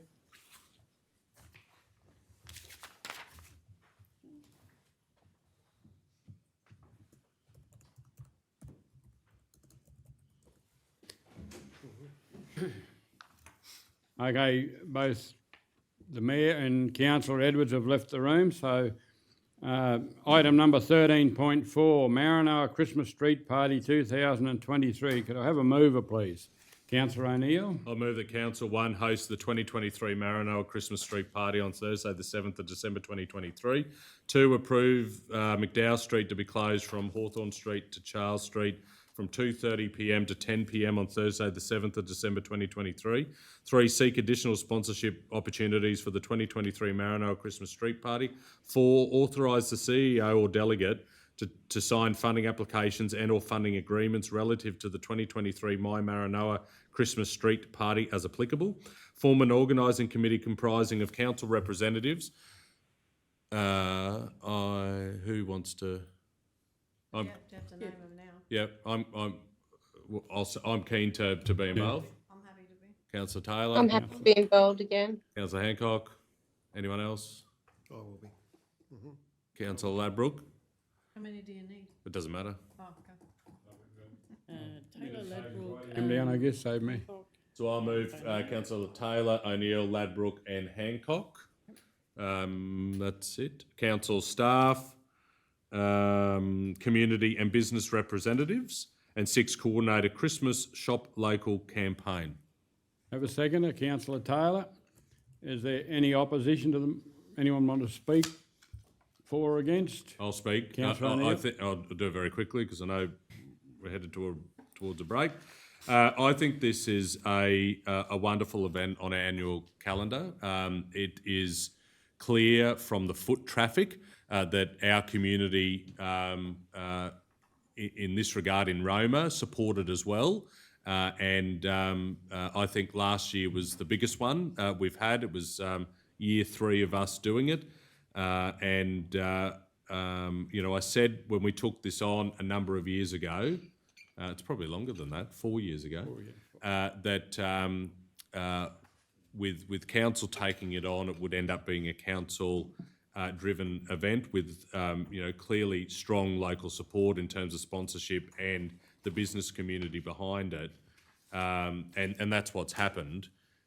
But I don't think that's necessarily a bad thing when we are supporting, a festive event for our community that couples with backing our local businesses. And if we can do just a little thing like this to attract, the economic, benefit to our business community over the festive period, then I think that is a good outcome for them, and it's an investment that we should be making. And I have all faith in our staff that it's going to be bigger and better this year. I think Georgie's going to do an absolutely wonderful job as our Roma LDO pulling it together. But also, this incorporates a Shop Local campaign that is not about Roma, that is about our regional businesses. And we heard yesterday from the LDOs from the other areas how it's worked. And we need to make sure that whatever we pull together does have that regional element. That regardless of where you live in the Maranoa, where you buy your Christmas presents or any other goods over that month, there is a chance for you to win some of the great prizes that our awesome sponsors, provide, each and every year that we've held this event. So I think this is a no-brainer and look forward to it all coming together on the 7th of December. Anyone else wish to speak for or against the motion? Okay, did you want to sum up? Okay, all those in favour? Yes. 7-0. So we're going to break for morning tea now. Thanks, guys. Thank you. We're page 97. 97, thank you.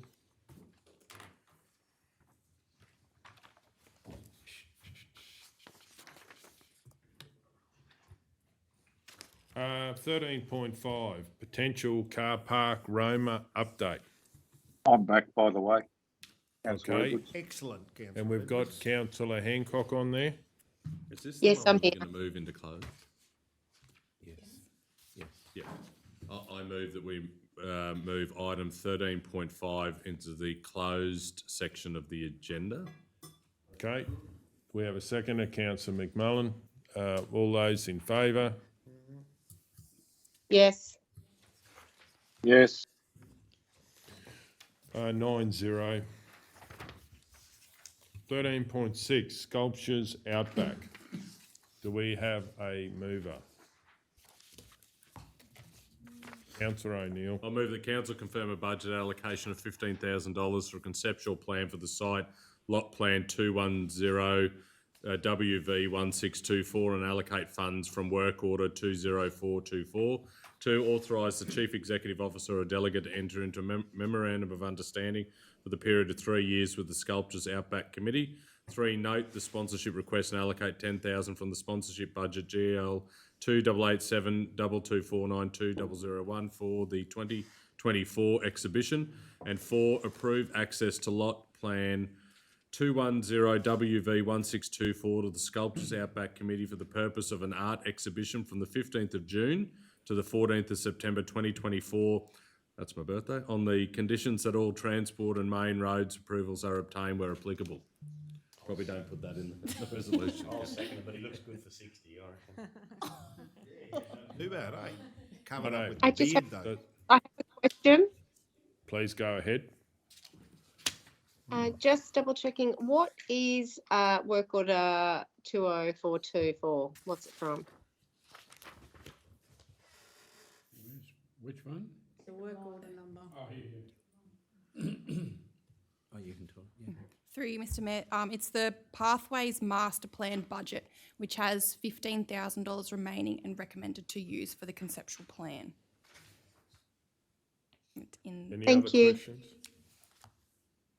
Okay, we have a mover and a second. Does anyone wish to speak to it? I'll speak to it. I'm happy to move this. We've all gone out and had a look, whether that was on the opening afternoon or after that. This team of people behind the Sculptures Outback have done an awesome job for another year. It's going from strength to strength. The landline article or landline story that was on Sunday, I've heard a lot of good reports about. I saw it myself. It's put us on, at a national level in terms of the exposure for what the Sculptures Outback Committee have been able to achieve in what is a relatively short period of time. This adds to, the cultural aspects of our community. It adds to another asset in terms of tourism to attract people to our region. We're always talking here about how do we improve the attractiveness of the entryways to our communities. Well, I've got to tell you, this is ticking the box in terms of increasing the attractiveness of, coming from the east into Roma. And we need to back this as we have in the last few years. And I think getting a plan done so that there is a, same page perspective between council and the stakeholders is really important as we continue to improve the site as it continues to grow. Mr Mayor, I just want to ensure that council's, I just want to draw your attention to number 3 around the sponsorship request of 10. If you go to the following page, you'll note what that request is. So what in the resolution, the 10 is not the full amount of what has been requested, but the explanation for that, if you want to just explain that. The recommendation just reflects the overall support that council is providing for the design concept. The sponsorship of this, it'd still be for the acquisitive local prize and then in-kind assistance requests. So is that? So it's instead of, Mr Mayor, an additional $10,000 for running costs that we have done previously this year. Because of the allocation Of the design cost. Sorry, Councillor, and their intention to apply for grants. Oh, okay. So they're aware. I just want to be upfront so you understand the request is for $20,000 in sponsorship, and in the resolution today, we're recommending $10,000. And can I ask, in the previous years where we have sponsored at the 20,000, has that entire amount gone towards the prize money to one of the? It hasn't. No, so for this year was $20,000 for this year's exhibition, and $10,000 was for the acquisitive prize, and $10,000 went towards just knowing from the committee to actually cement in and put the rings around. In addition is the in-kind support on top of that. On top of that, Yeah. yeah. So it's 10,000 for the prize, 10,000 for running, and then council assists quite heavily in the lead up and then removing the sculptures and then. So this is not much different than that. And has there been any discussion with the committee about what was being recommended from a officer's perspective?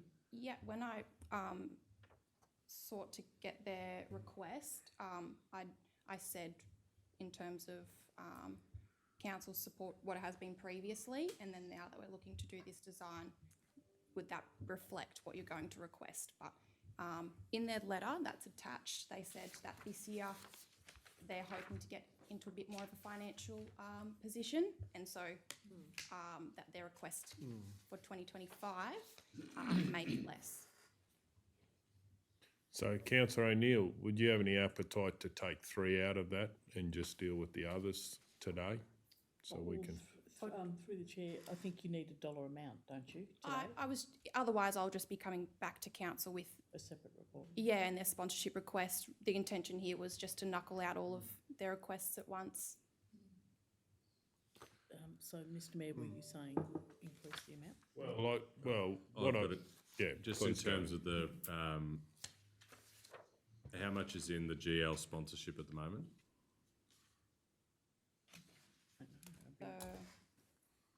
The bulk of it. Because we've actually written and we can't have spent No, we haven't. No, sorry. There would be minor amounts have been taken at this stage. From 50,000 is the sponsorship allocation. Yeah. And we must have budgeted on what we did last year, did we? What did we have in the budget when we did 20,000 our? last year. For sculptures, we sponsored it, for this year for $20,000, but the sponsorship budget was $50,000. And I think just keeping in mind with the Santos Festival of Rugby and other events that are happening and require a significant sponsorship request, it was just also going in line with that. So this is actually less than last year, except for the. Correct. Yeah, right. Well, Like it's got the other money for the design, Yeah. but that's not going to them directly. It's going to their project. Yeah, so But that's their an increase. project of doing cement and that, half of that went last time to the, not to actual prizes either. No, but when. So it's no different. We do really. encourage them to apply for APLNG and our community grants. They were successful last year for community grants, or the year before, to assist with those running costs as well. And we always encourage them to go for that, for the cement and other things. But we don't need to make the decision about the sponsorship today, do we? We've got time. We haven't finished the last one, so. Yeah, it's not pressing for the committee as well. It's just, Yeah. Whereas getting the planning done, I think, is important. Yeah, okay, so based on the discussion, take 3 out. I think we need a broader conversation about that allocation of the 50 with the other priorities that are going to come in terms of sponsorship. And we can deal with that at a later. I don't want to complicate what is a really important decision, so I'll move 1, 2 and 4 and remove 3 from what I'm proposing. Councillor Burkett, happy with that? Okay, so council. Looking at Q1 review. So you've spoken, have you? Yep. Does anyone else wish to speak? Councillor Burkett? Yeah, Mr Mayor, I think like Councillor O'Neill said, the entrance to town's the main thing to, when they first come in, and I think that's really revitalised that area, and I think it's also showcasing our local talent and putting it on a larger scale. And I've seen the article, haven't seen the vision from the show the other day, but it is get everyone talking, and I think the good thing also is the artwork, once it's displayed, a lot of it will be around the region. I noticed the one at Bassett Park, and it looks awesome, and I'm hoping that Mitchell might be able to get some of their artists' work back at some stage there, because they've made a significant contribution. But I think if we can get it right across the region, it does. It's the way of the West now, with all these statues and monuments and that. So I think it's great, and I applaud the committee for the work they've done and making it bigger and better every year. Yeah, no, I'll speak just on Mitchell getting their artwork back. They did get the RSL they have had one, and hopefully they will get more as it comes through. I would like to speak. I'm happy to support this, because I think it's a big decision if we cut back sponsorship to Sculptures Outback. I think that's a really big decision. Council's been very supportive of making sure that this term is the term that happened. I know that the proponents were trying to get it up in the last term, but this term has made it happen. So I don't think we should go back in sponsorship, but that will be for another day. Certainly happening to, get the planning done and really looking for a longer term strategy. I think that's good. I think this is actually, whatever we spend on Sculptures Outback, is the lowest amount of expenditure that we spend when we talk about the amount of visitors that get affected by it and our residents. The amount of residents I see there pulling up and having a look is incredible, and it's something free for the public. And as Councillor Burkett says, getting them around the region is a great idea from the ones that we purchase. And I note that our sponsorship money is actually sometimes considerably less than what they would be worth on the outside market. So I'm certainly very happy to support more design happening with Sculptures Outback. Does anyone else wish to speak? Does the move wish to sum up? Thank you.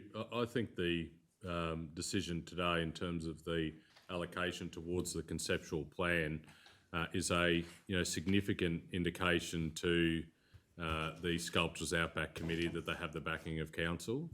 They're here to stay. We want them to stay. It is having a positive impact in terms of the entranceway. And to Councillor Burke's point, their plans are to see the winning sculptures from each year's exhibition be spread across the region, and that means the entire region will benefit from this. I'm disappointed that the Mayor again brings up the fact that it wasn't started in a previous term. I actually don't remember a report coming to council where it was decided it wasn't. But all credit to the organisers, in particular Ian and Anne Galloway, for their commitment and vision to drive this and to get the support of community members, and in this case businesses this year, to jump on board and support it. I think our decision today again will be a big tick of approval from a council perspective in supporting what has turned out to be a wonderful asset for our community. Okay, on that note, we'll go to the vote. All those in favour? Yes. Yes. 9-0. 13.7, floodlighting for Bassett Park Court located near PCYC update. Sorry, floodlighting for basketball court located near PCYC update. I'll do that. Councillor Ladbrook? I'd like to, that council acknowledge the report and enacts resolution number number 07203-51 and receive and note the quote from Brant's Electrical. Number 3, proceed with installation of the light and charge $5,488.41 to work order 143282364, equipment purchase and repair, PCYC. Councillor Burkett, you second that? Yes. Just got a question.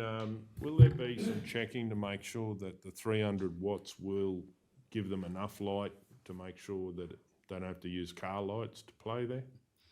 Mayor, thank you for the question. And I met personally with Brant's. It wasn't just, it wasn't a, hi, I'll just put a light up. He did do some, which is why it took a little while to get it squared away for the quote. But he did do some measuring and to find out what would be the most adequate. In balance with the comment was not at lit to playing professional game standard. And we took into account the mounting of the light on the PCYC building versus mounting the light under the awning of the CUC wall. In doing so, we were mindful about the CUC wall potentially shining across the road to our neighbours.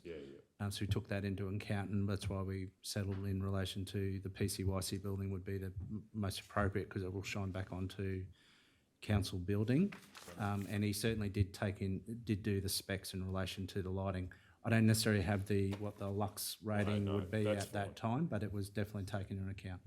Righto. Does the mover wish to speak to the motion? Can I just ask a question? Can I just ask a question?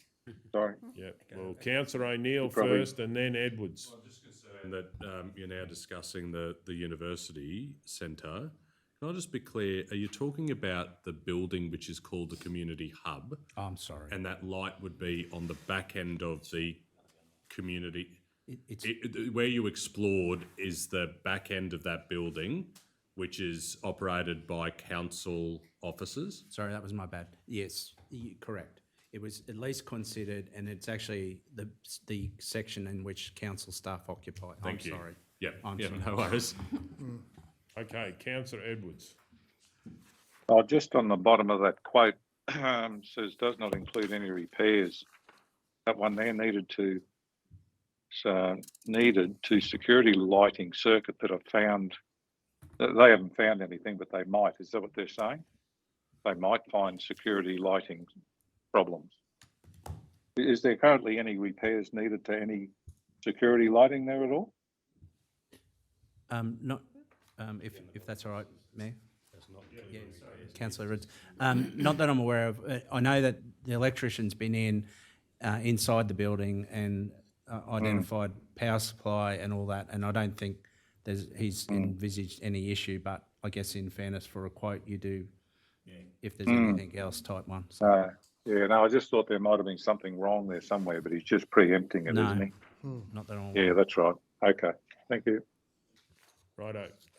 Does anyone else, so Councillor Ladbroke, did you speak to it? I'll just say I'm pleased this has gone through because quite often in the afternoons at nightfall, you do see a lot of young people around that area. So that's very good for the community.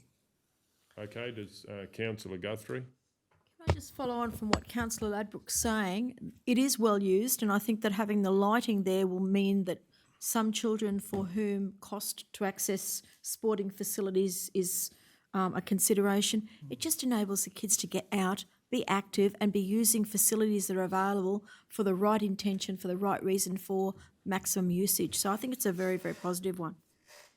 Okay, does anyone else wish to speak? I'll speak. I'll certainly be supporting this. When it happens organically, it's meant to be, and there's even people with car lights, just to buy more time, because obviously in the winter time it's goes dark really quick. But this is just free sport. They're playing a lot of basketball down there. It's certainly on the up. Basketball is. And it's great to see that we can provide free services as we've done with the swimming pool. This is great if we can give them some lights and they can play basketball as well. So really looking forward to if this gets supported. Does anyone else wish to speak? Does the move wish to sum up? No, I'm fine, thanks. We'll go to the vote. All those in favour? Yes. Yes. 9-0.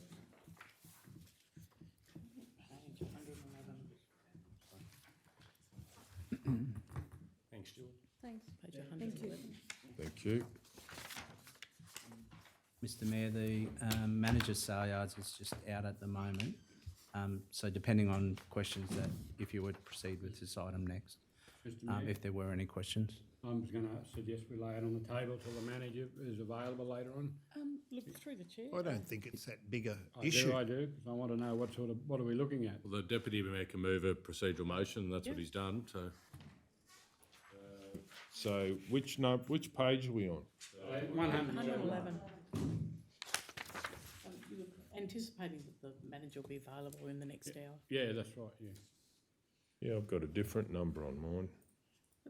13.8, page 111 in ours. No, I haven't got that one. Must be a different one. Okay, yeah, so anyway, we're laying it on the table anyway. All those, I moved the motion. yeah, so you've moved that. All those in favour? Later in the meeting, yeah. Later in the meeting? Yes. Yes. Okay, so what's, The next one is 14.1. okay, 14.1, regional, applications through Regional Arts Development Fund, RADF Program 23-24. Councillor Taylor. I'd like to move the council endorse the RADF Committee's grant assessment recommendations for applications assessed at the RADF Committee meeting held on the 24th of July 2023. Happy to second that. Okay, Councillor Hancock, does the move wish to speak to the motion? Just to say that we had two projects that went through this time. One was a remapping of Virtual Arts Collective, which sounds really exciting and really great for the community project. And the other one was Colour Me Country, which also sounds like a good community thing as well. Tanil might want to expand on it if you like, Lum. through you, Mr Mayor, Councillor Taylor, I think you've summed it up quite well. Both these projects sound really exciting for the community. The remapping, Mitchell is actually stage 2 and was the first part of it was conducted probably about 4 years ago now, just off memory. So it'd be really good to see this project continue and grow. Yeah, that's really good. I've got a question. Councillor O'Neill, please go ahead. Just in terms of the budget, what's the 35 grand that's been spent? Says less allocated and expended funds of 35,000. What was that? That was the round before, I think. Yes, so through you, Mr Mayor, we did have leftover funding from RADF from the 22-23, so that was rolled over and we've just been allocated another 25,000. So it does bring the budget up to, with council's contribution in mind as well, so it does bring it up to 92,560. Oh. Yeah, that's what I'm not understanding. It hasn't been allocated. You had 35,000 left over at the end of last year. That's been pushed into the 23-24 budget. No, we spent the 35. So you've got 60,000 for this year, yeah. 25 and 35. There's been some strategic funding that has been taken out of that as well with the 5-year plans. So I thought that was taken out of that with the Tanel. That was spent, that 35. So the 35 was fully expended, was it? So, but why was it carried into this year to make it 92? It's been earmarked, hasn't it, Tanel? Yes. Oh. It's been earmarked. It has been spent. Yeah. Yes. So, Committed. Allocated and expended funds, so some of it's obviously not It's been spent. committed. So it's been allocated, yeah. Yes, so through you, Mr Mayor, we have, with the RADF committee, we have been working on some strategic projects, so that 35,000 has been earmarked for, we're working on a workshop series to happen in 24, which will be a 3-day workshop for the community plus other regions to attend, based around mostly museums and how to catalogue and how to digitalise and take care of your collection and all that sort of stuff. So that has been, some of that money has been allocated for that. We're also working towards other workshops that could very well potentially lead up to certain events within the community. We have been discussing workshops around maybe offering the community a sculptures workshop in the lead up to Sculptures Out Back, where people can come along and learn how to make sculptures. We're looking into a photography workshop in the lead up to the local shows. And possibly a militaire creating workshop where you could come along and create your own headpiece for the local race meets that happen as well. Just to follow, is this one of the smallest rounds? Looks like it, doesn't it? Only 2 applicants? Yeah. Yes, that is correct. So in the past, in the 22-23 period, we've seen no applicants at all apply, and these 2 came in at the very end of 23, so they were put into the 23-24 round. We have seen a very low uptake of RADF grants in recent times, and I believe it has a lot to do with we're still coming out of COVID and trying to get everything happening again. We're just not seeing the uptake. I have had a few inquiries with it, but not many people have come through with their applications. So I just wonder if there's 44,000 left in this year already.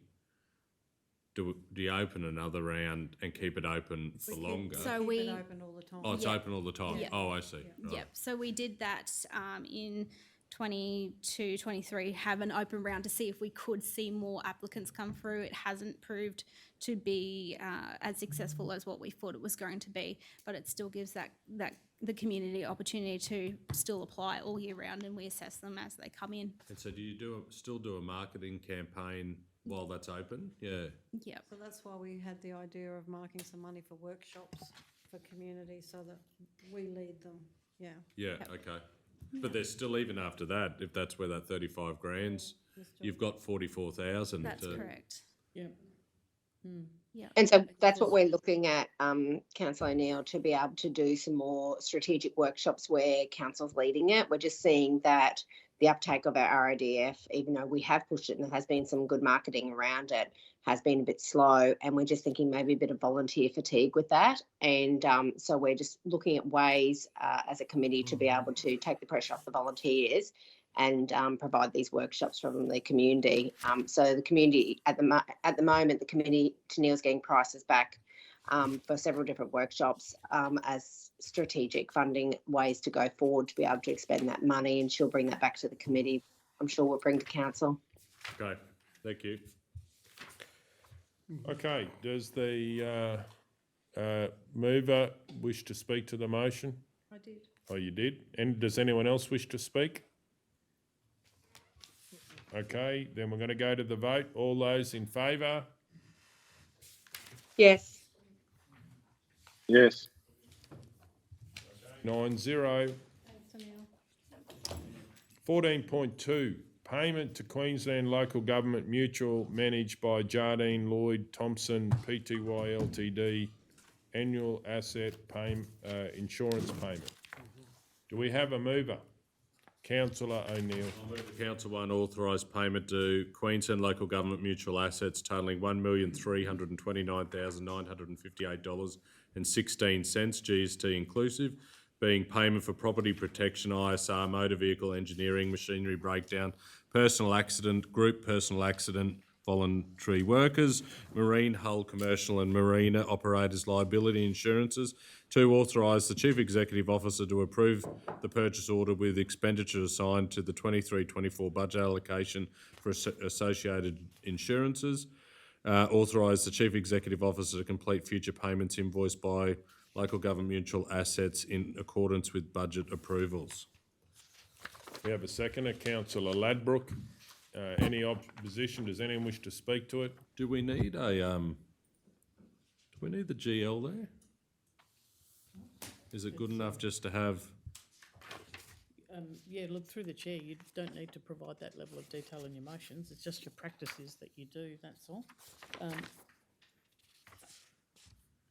I'm just trying to see if it's in the report. Yeah, through you, Mr. Mayor. This was budgeted in the Yeah. 23. And it's Allocated in the budget. Yeah, I'm all right. standard corporate.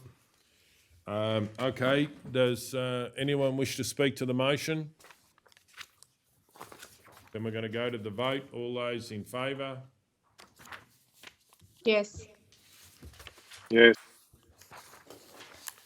Okay, 14.3, acquisition of 12 to 16 Station Street, Roma. I'd like to move that council receive and note the officer's report as presented. 2, request a briefing on opportunities to do maintenance and manage the building. I'll Do we have a second that. seconder? Councillor Burkett seconds that. Do we have a question online? No, I think said you I'd won second it. That was all. All right, okay. Councillor Burkett might have beat you. So, Mr. Mayor, this is just actually getting round to paying for that. yeah, So it's been on the books for quite some time. Yes. so it's been settled, but we need the next step, so. Okay, does anyone wish to speak to the motion? We'll go to the vote. All those in favour? Yes. All those against? Yes. 7-2 if I can call for a division. Okay, 14.4, Muckadilla Rifle Range. Do we have a mover? Councillor Burkett. I would move the Council 1 pursuant to S2362 of the Local Government Regulation 2012 Queensland. The Council grant the lease the subject of the following resolution without tender or auction on the basis that the trustee lease is to be granted to a community organisation as permitted by the exception conferred by S2361B2 of the Local Government Regulation 2012 Queensland.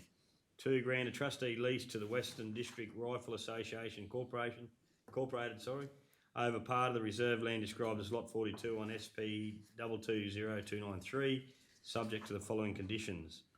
A, the total term, including options to renew of the trustee lease, is to not exceed 10 years. B, Council and Western District Rifle Association Incorporated reaching agreement on the terms and conditions of the lease to the satisfaction of Council's Chief Executive Officer or Delegate. And 3, authorise the Chief Executive Officer or Delegate to sign the lease and any associated documentation. Second, Councillor Ladbroke. Any opposition? Does anyone wish to speak to it? Question, Mr Mayor. Please go ahead.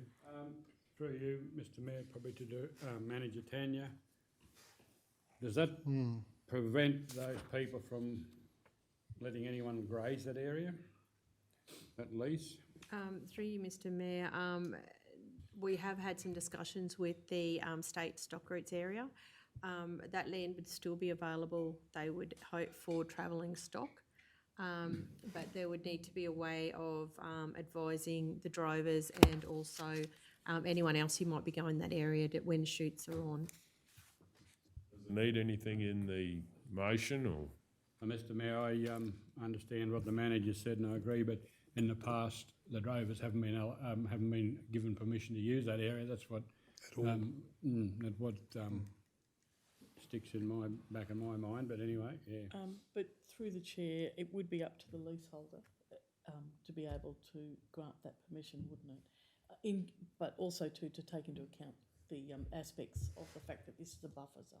Yeah, and from the discussions that it would have to be that although it's within the trustee lease area, the expectation is that it'd still be available for travelling stock, particularly just for for fire risk mitigation and other reasons that there's benefits of having travelling stock grazing that area. Okay, does anyone else wish to speak? Then we're going to go to the vote. All those in favour? Yes. Yes. Righto, 9-0. Mr Mayor, before you go on, I just couldn't see on my screen the motion before. Can you tell me who, it was 7-2, who was the division? It was yourself and Councillor Taylor. Oh, thank you so much. Yep, excellent, Yep. thanks. Okay, righto, moving on. Mr Mayor, General Manager's back if you want to. Well, we'll just break for a minute. I don't have that one in my report, so. 13.8, donation boxes, Roma Saleyards. Did you have a question, Councillor McMullen? We've got to get a mover first, have we? Well, didn't you have a question, Bud? Yeah, but you've got to have a mover first, haven't you? No, not necessarily, just ask questions. Okay. All right, I'll remember that. Generally, Councillor McMullen's right, generally to make it a live thing, you need a mover to put it on the table. Yep, but you can ask a question about Okay. the report. But if it's around the debate, then yes, move it. No, my question is, Mr Mayor, to the General Manager, has anyone investigated what box we would be looking at putting there? So we've left that open to each of the proponents, and one has come back with a physical box that you put coins in, and the other one has come back that they would like a digital one that you can tap a card on. Okay, they're providing that. They provide we'll give them the option of either. So it's essentially up to them whether they would like a physical coin box or note box, or they would like provide a tap and go.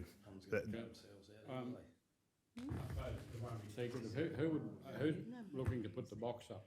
So LifeFlight and RFDS. So LifeFlight are the physical coin boxes, and LifeFlight and RFDS have indicated they've given us the details of a electronic.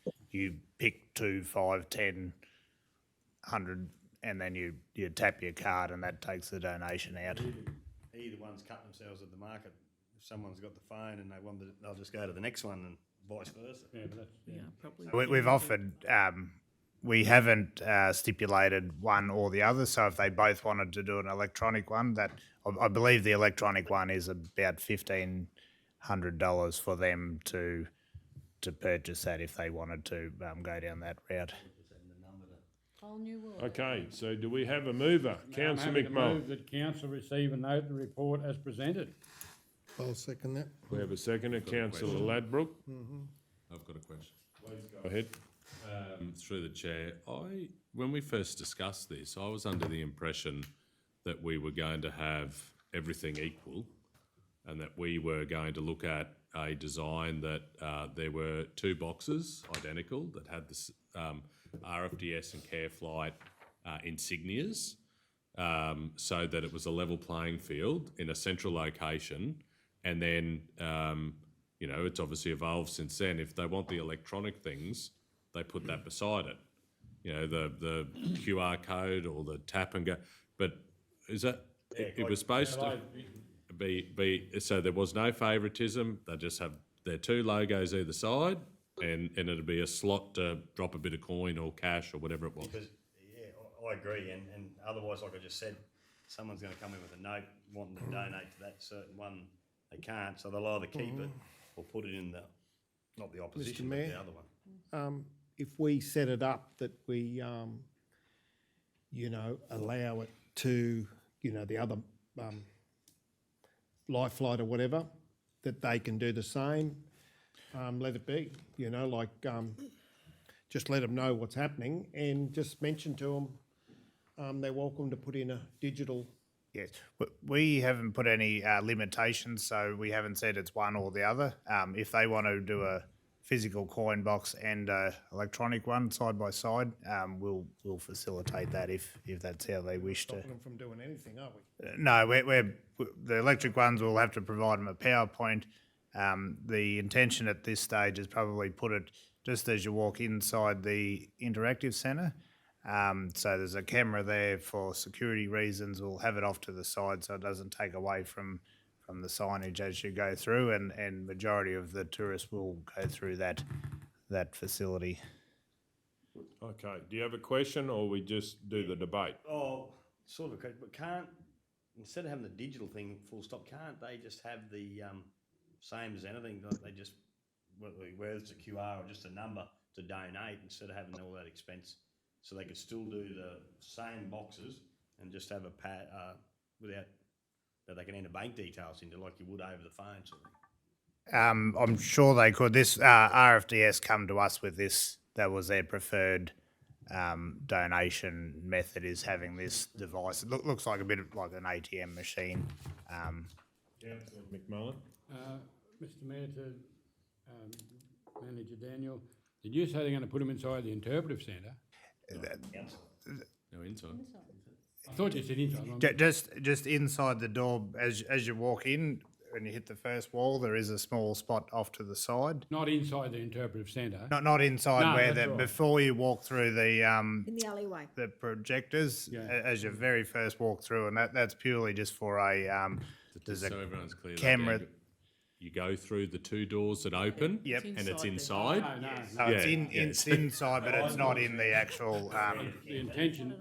The intention was to have it outside because you won't get everyone in there. near the canteen.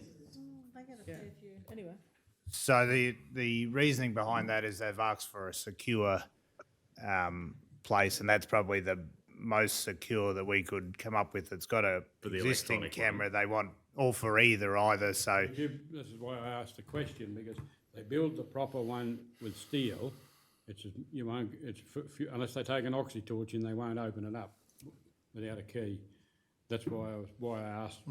But you said they're going to do their own, but I didn't realise it was inside. That's why I raised my point before, I reckon Mayor, it'd is be better because the discussion that we had was getting two welded that look exactly the same, that were attached to the walkway down near the bull selling ring, and that when the guides have their big groups on Tuesdays, that there's somewhere that they can.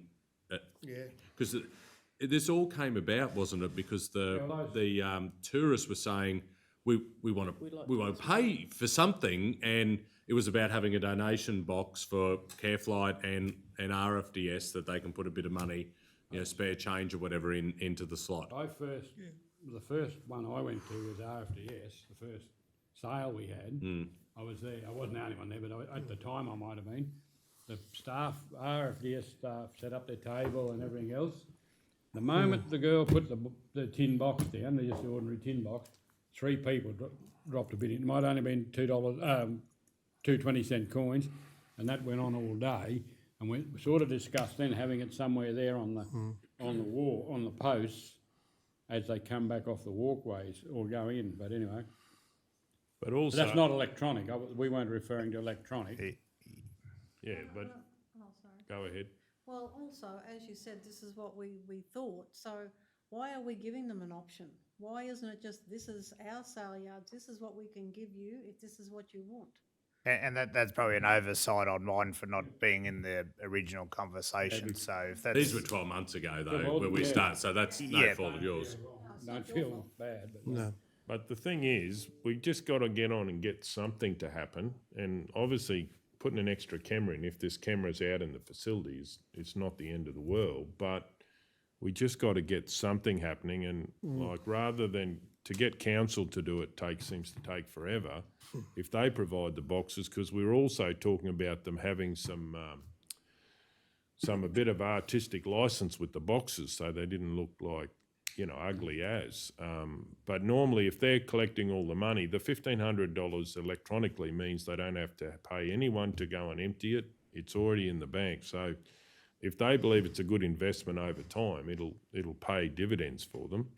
But the thing is, the original conversation was around, past the canteen just there, and Yes. just have a couple there where they mill before they there, and they would just, whether it could be an outdoor electronic one, but that was the original talk about. But if that's council's thinking, why can't we go back to the two respective stakeholders and say, this is the parameters that we're trying to work with? We want to support you, but we also want to have it so it's a vehicle for the volunteers to donate, the tourists to donate right at the top of, before they go into the bull selling ring, and tell them the parameters that we're thinking, and have them artistically pleasing, but they're the same, and that the two logos are either side of them, and it's a level playing field. And if they want the QR code or whatever, have that, that's fine, but Why I quick asked, I think I've asked this recently before, the best one I've seen is the Muckadilla one. You cannot get to the padlock to cut it. If you wanted to cut it, yes, you'd have to take a grinder in. It's about 2 7/8 tubing. It's about that round and that long, welded at the top with a slot, but the bottom piece goes up inside it, but goes up about that far, maybe more. I'll get it. I'm confident I'll find that I'll get design for that. Desi Southern made them, and there's a slot goes through it, and your lock's up in there. Yep. So you can't get to the lock to cut it. If you cut the end off this piece of material, you still can't get it out because it won't slide through. You'd have to really butcher it. With our staff on board, I'm confident that we could get something made up, secure metal that I is reckon uniform very quickly. So if that's the Headed build direction, this, if he was given the design, no problem. Yes. It wouldn't take long.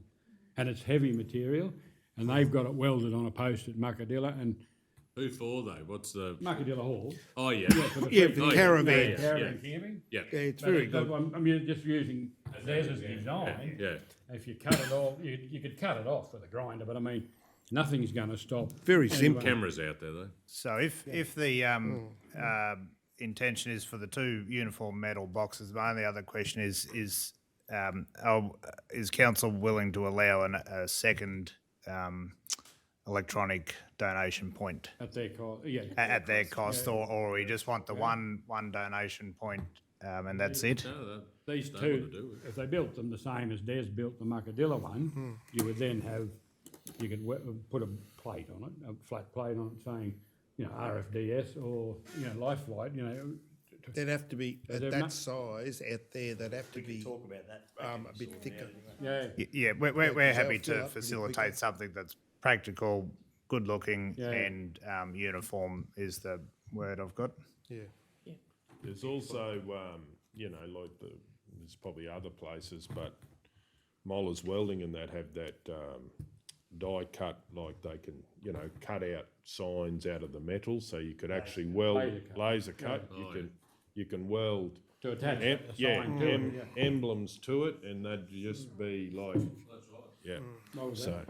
You can just stick a sticker on Yeah. The RADF sticker, Yeah. RADF sticker. I'll give you some details later, Dan, I'm more than happy to talk to.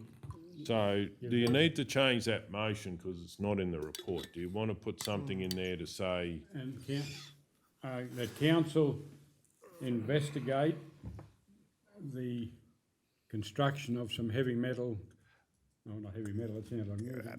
And we've got to communicate back to them, but Yeah, or do you just want to say that council support the construction of 2 identical boxes? Yeah. And just, if you want to Donation put it boxes, on a that'll be fine. location. but does that still cover attach- to Daniel to talk to?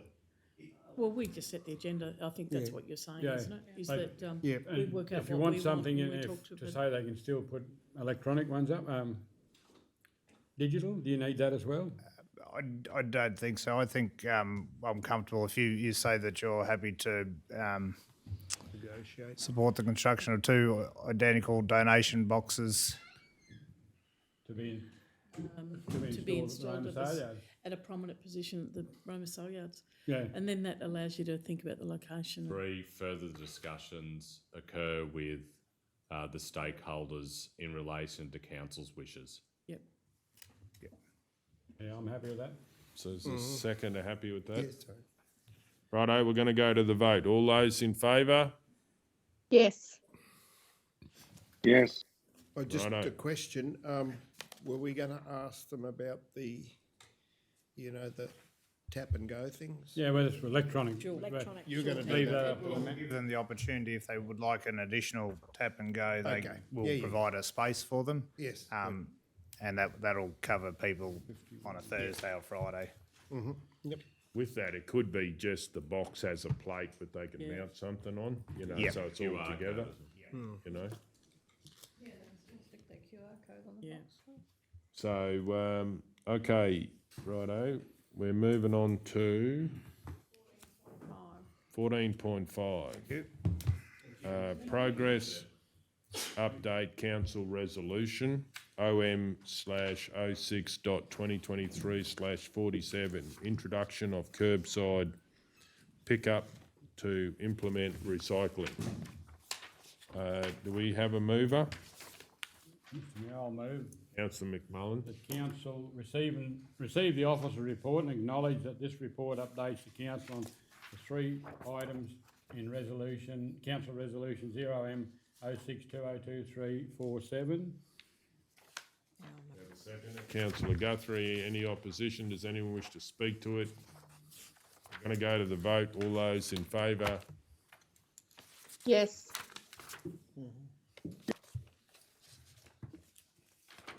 Councillor Edwards? Yes. Okay, 9-0. 14.6, progress update council resolution OM/08.2022/56, supply of second-hand goods from regional waste facilities.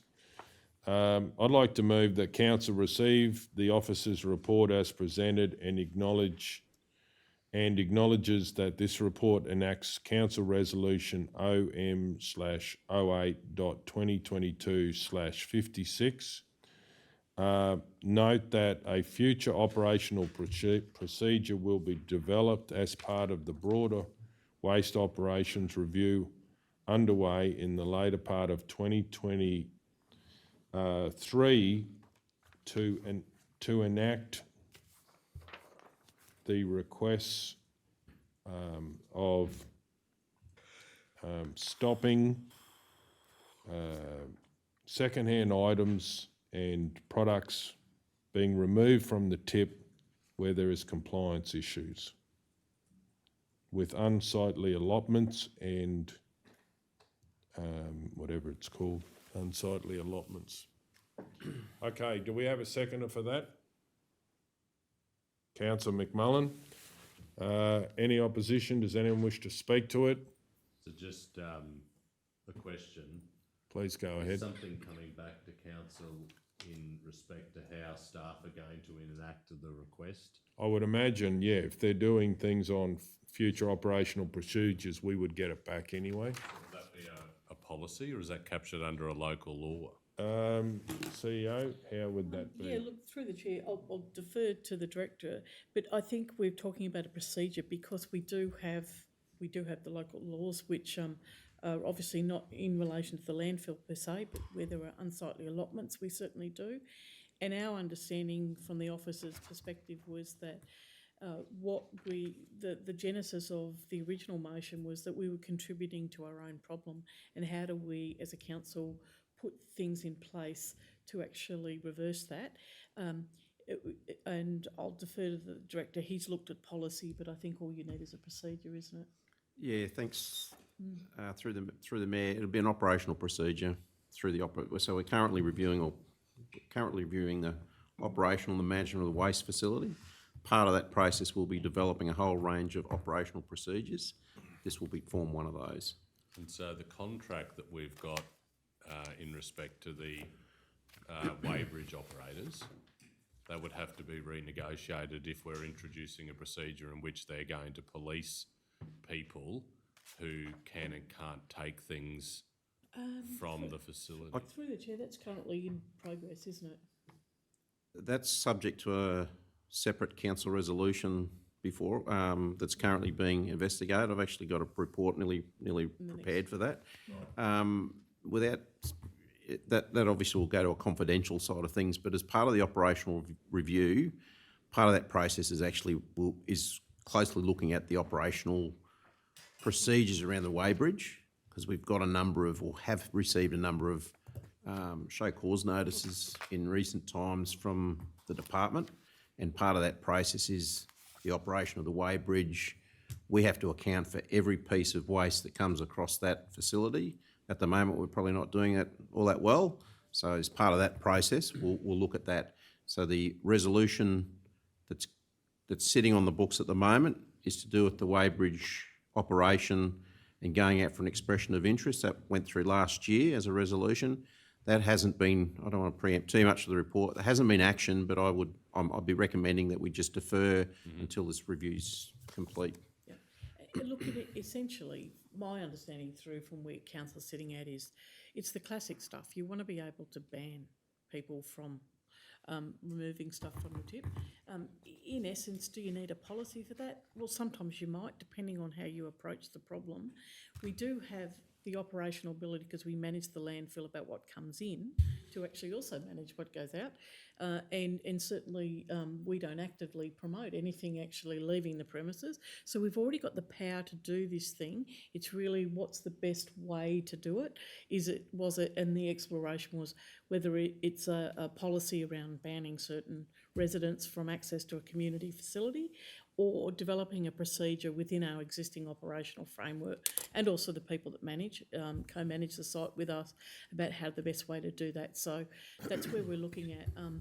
The problem itself has lessened since the first resolution, and so we're hoping that council will support us to give us a bit more time to get a handle on this.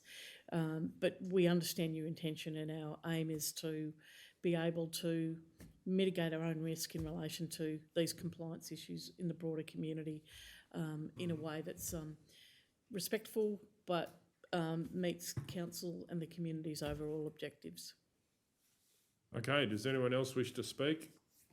We're going to go to the vote. All those in favour? Yes. Yes. Okay, 9-0.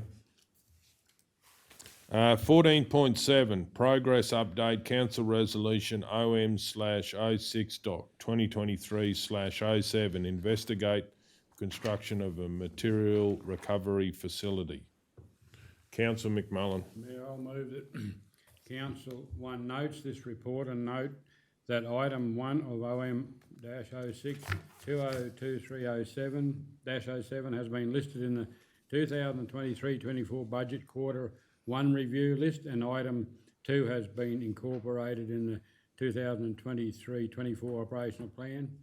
2, that council concurs with the undertaking of a feasibility study and developing a future concept plan for any future recycling and resource recovery facility in Roma or other suitable locations outlined in OM-06.2023-07, and 3, notes that the cost estimates for a retail facility concept plan will be brought back to council once a Roma waste facility site master plan is developed. Okay, we have a second, Councillor Guthrie. Any opposition? Does anyone wish to speak? Mr Mayor, Please go ahead, Councillor McMahon. to the director, the feasibility study for the MRF, so to speak, that can go ahead, like that'll still, like the master plan for the Roma waste facility will take a while, I believe, is that correct? That will take some time to put together, But the actual design of a MRF can still go ahead, like, not where it's going to be placed, but the actual... yeah, so the intent of this small change is to undertake that feasibility that will inform the design of a future facility. Okay. So that can still occur. Yeah. Yep. Okay. So through the chair, Councillor McMullen, what you will note is that we, as an organisation, have expressed interest to the Department of State Development to undertake a feasibility for a MRF. And certainly that's probably a larger amount than what's already allocated in the budget, because the original budget for this was allocated as 50,000. Yeah. I think it's just to reconfirm that we need a feasibility. I did check with the state the other day. We haven't received a response yet in relation to that, and certainly pushing with the Department of State Development to get a response from Department of Environment. What are we chasing from them? We've actually made an application for funding of a funding. feasibility. Okay, yeah, right. For a feasibility. That happened, I think, post the original motion of 50,000. And so during, just prior to the 30th of June, we made an application for a grant in relation to that. But just to confirm what the director's saying is that's not stopping that process from happening. No, that's what I was getting at. This is not reallocating the $50,000 to a longer timeline, is it, Director? No, It's just saying this is only a that we concept understand the plan, resolutions that are on the book, Not and we the understand that feasibility. you want a feasibility. We're just recognising it sits within the existing operational plan. As I think I might have mentioned it last time when I moved that, I haven't got the bloke's name on top, but the fella from Cherbourg is more than happy to share a lot of their data for us to look at, which would save costings, Yes, and just shortly after that, we're able to access, we were encouraged to make a expression of interest into another process, which could also assist that. All good, thank you. Righto. Does anyone wish to speak? Who was the seconder for that one? I was. Councillor Guthrie. Right, then we'll go to the vote if no one wishes. I know we didn't say much, but I'd just like to thank the director for all these reports because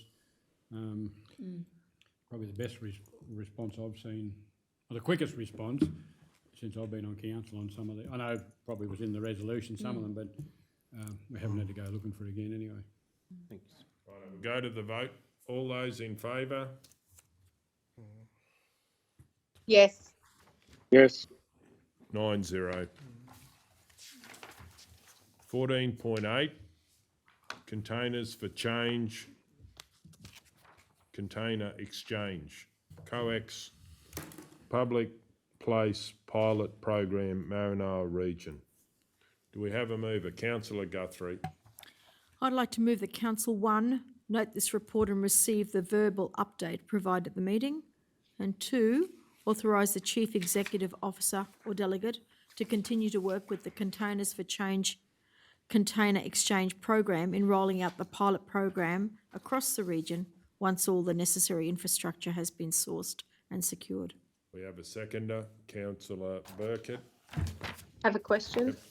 Yeah, well then Councillor Taylor, then Hancock.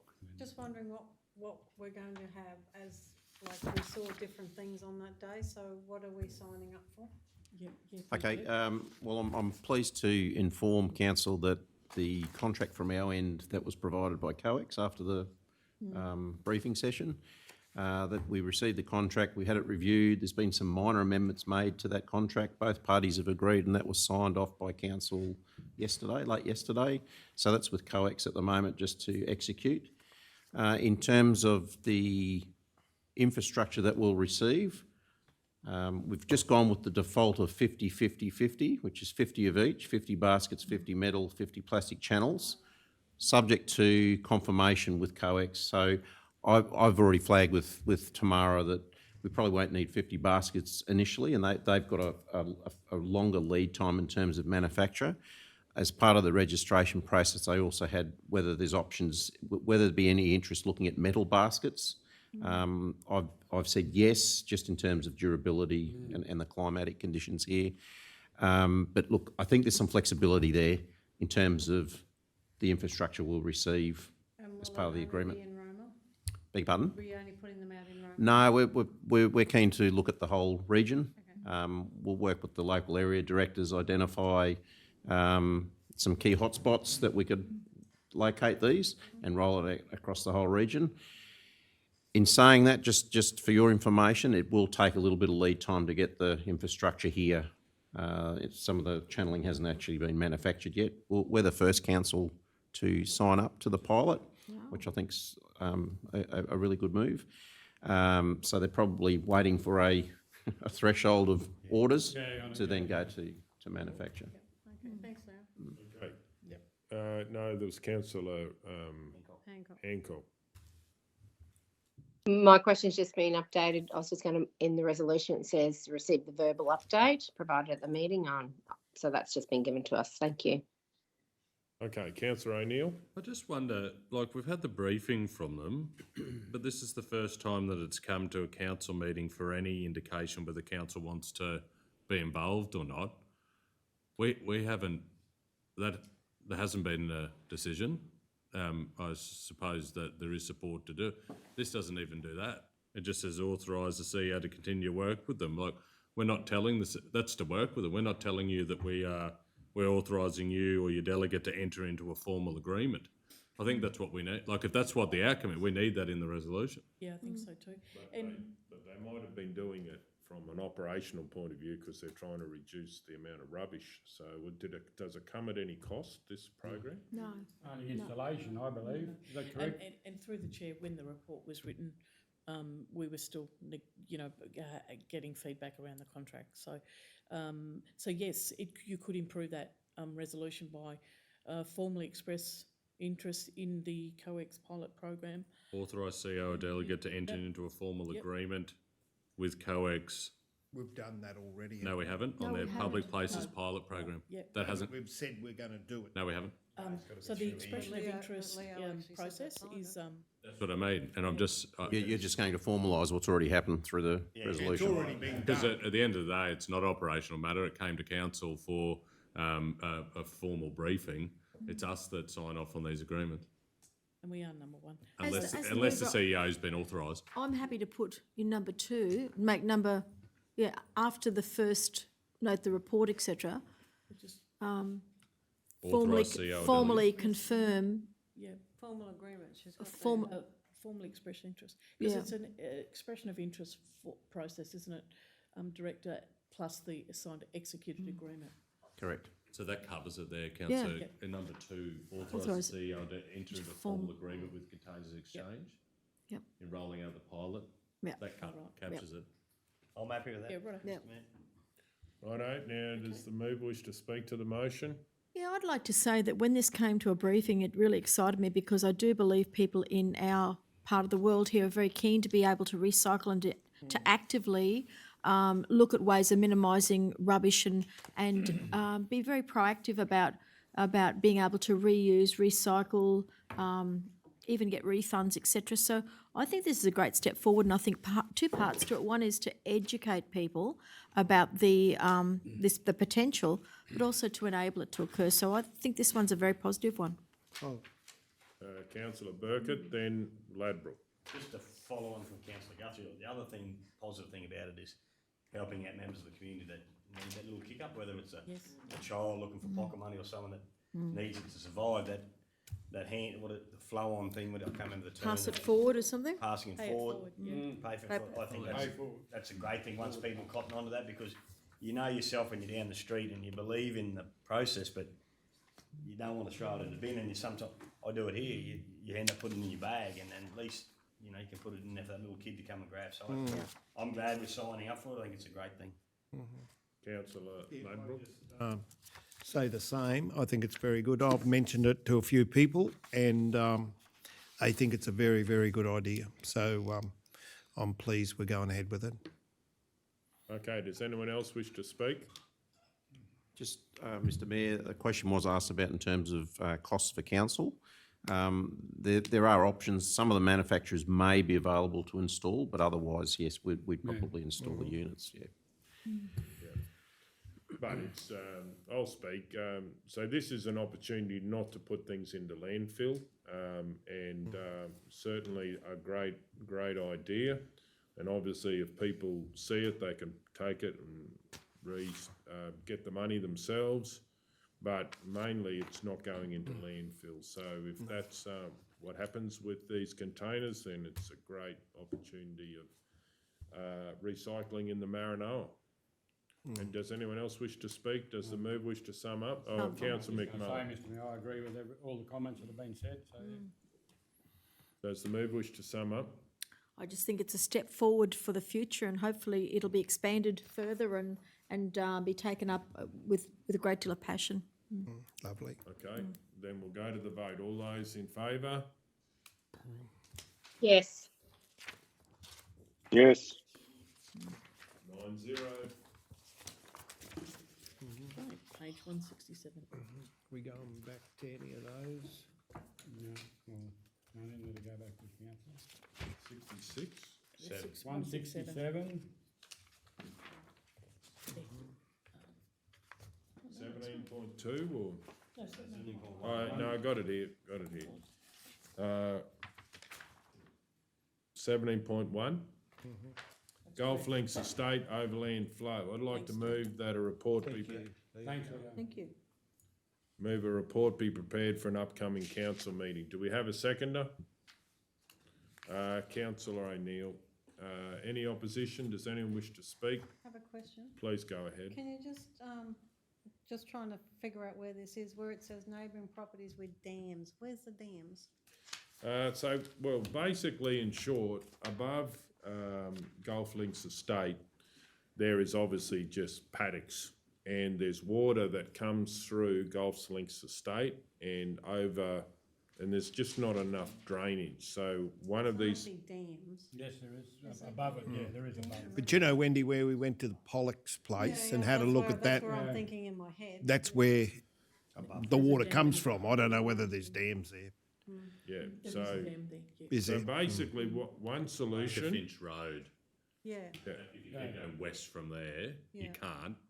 There are a few dams up in there. Okay. I know. And one solution is to actually have, like, basically dig out a dam, and then when the landowner's dam fills up and overflows, it goes into that and buys us time. So it's like a retention basin, like what we've done up here with Railway Dam. And then what would happen is we would empty that, and then we've bought that time, because the amount of drainage through Golf Links Estate does not handle it when we get a big event, big storm event, right? So that's one.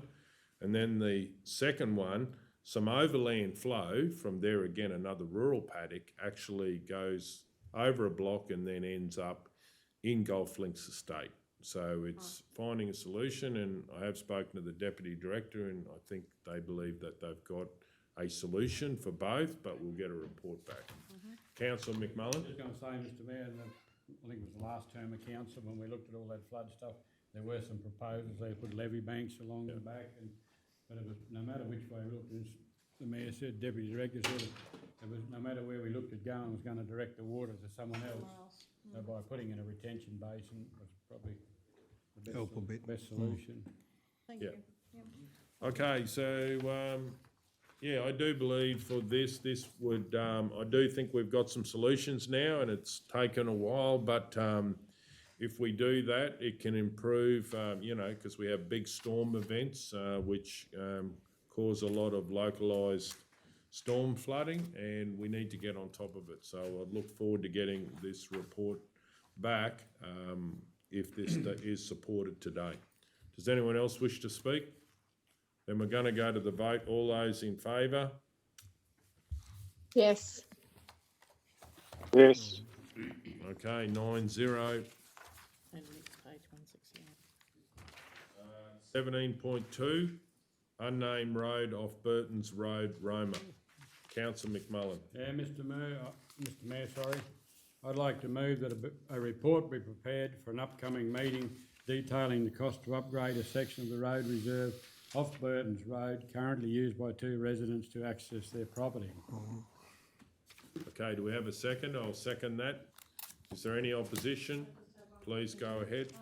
Does anybody live on them? Yeah, Mr Mayor, happy to explain, Deputy Director's there, but that red line, there's 2 residents there. I suppose that technically their entrances probably should have been off Burtons Road, but they can't get across the creeks and low-lying areas. So they've been using that unnamed road reserve ever since I've been on council, weaving in and out of trees and things like that. And if it, in my opinion, that's their best entrance. They're using it anyway, but they're, yeah. So they actually live on the road up there. Yeah, where the red line is, this. Yep. You see the first house there, then the second one. I'm happy for a deputy director to add to anything I've said if he wants to. No, that's all right. I got it. Through you, Mr Mayor. Yeah, I don't have anything else to add, Councillor McMullen. Okay, does the mover wish to speak to the motion? Oh, Mr Mayor, I just think if we get this across the line and get a little bit better formed up, well, a formed up road with a bit of gravel on it, these people will be very happy. Okay, does anyone else wish to speak? I do believe that this council has been focused on coming up with solutions. We do know that, you know, it does, you know, increase our road network, but there is always ways of doing it, and we've proven that by delivering projects, actually new projects within the same budget. So I do believe that, you know, the first step is working out not necessarily how, but what we can do, and then we'll work out how over time. So I'll certainly be supporting getting this report back. Okay, no, if no one else wishes to speak, we're going to go to the vote. All those in favour? Yes. 9-0. Yes. Oh, thank you. 9-0. 17.4, wandering cattle. 17.3, sorry, page 170. Oh, that's Just on the right. other side.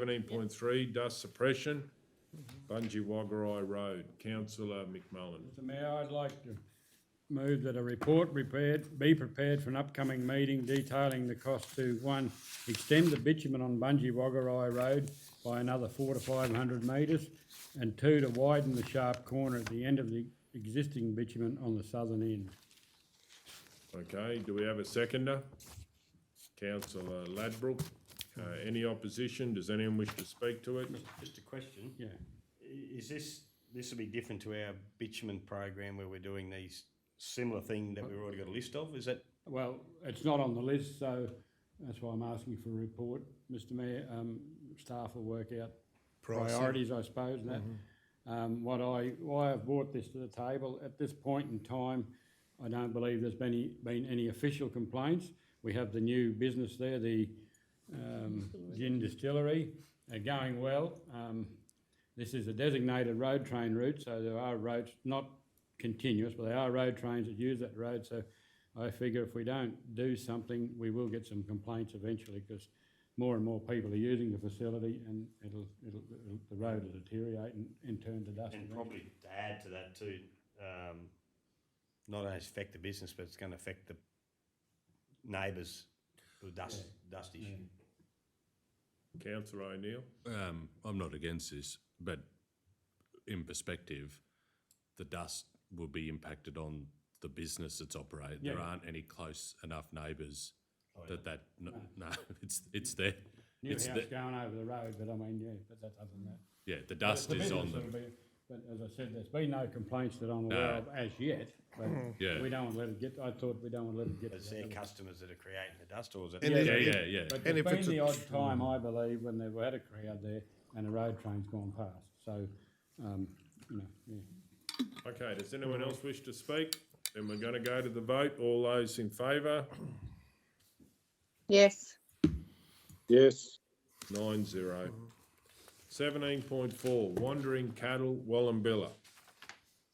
Councillor McMullen. Mayor, the council, that a report be prepared for an upcoming council meeting to give consideration to our, I suppose, designated pound facilities for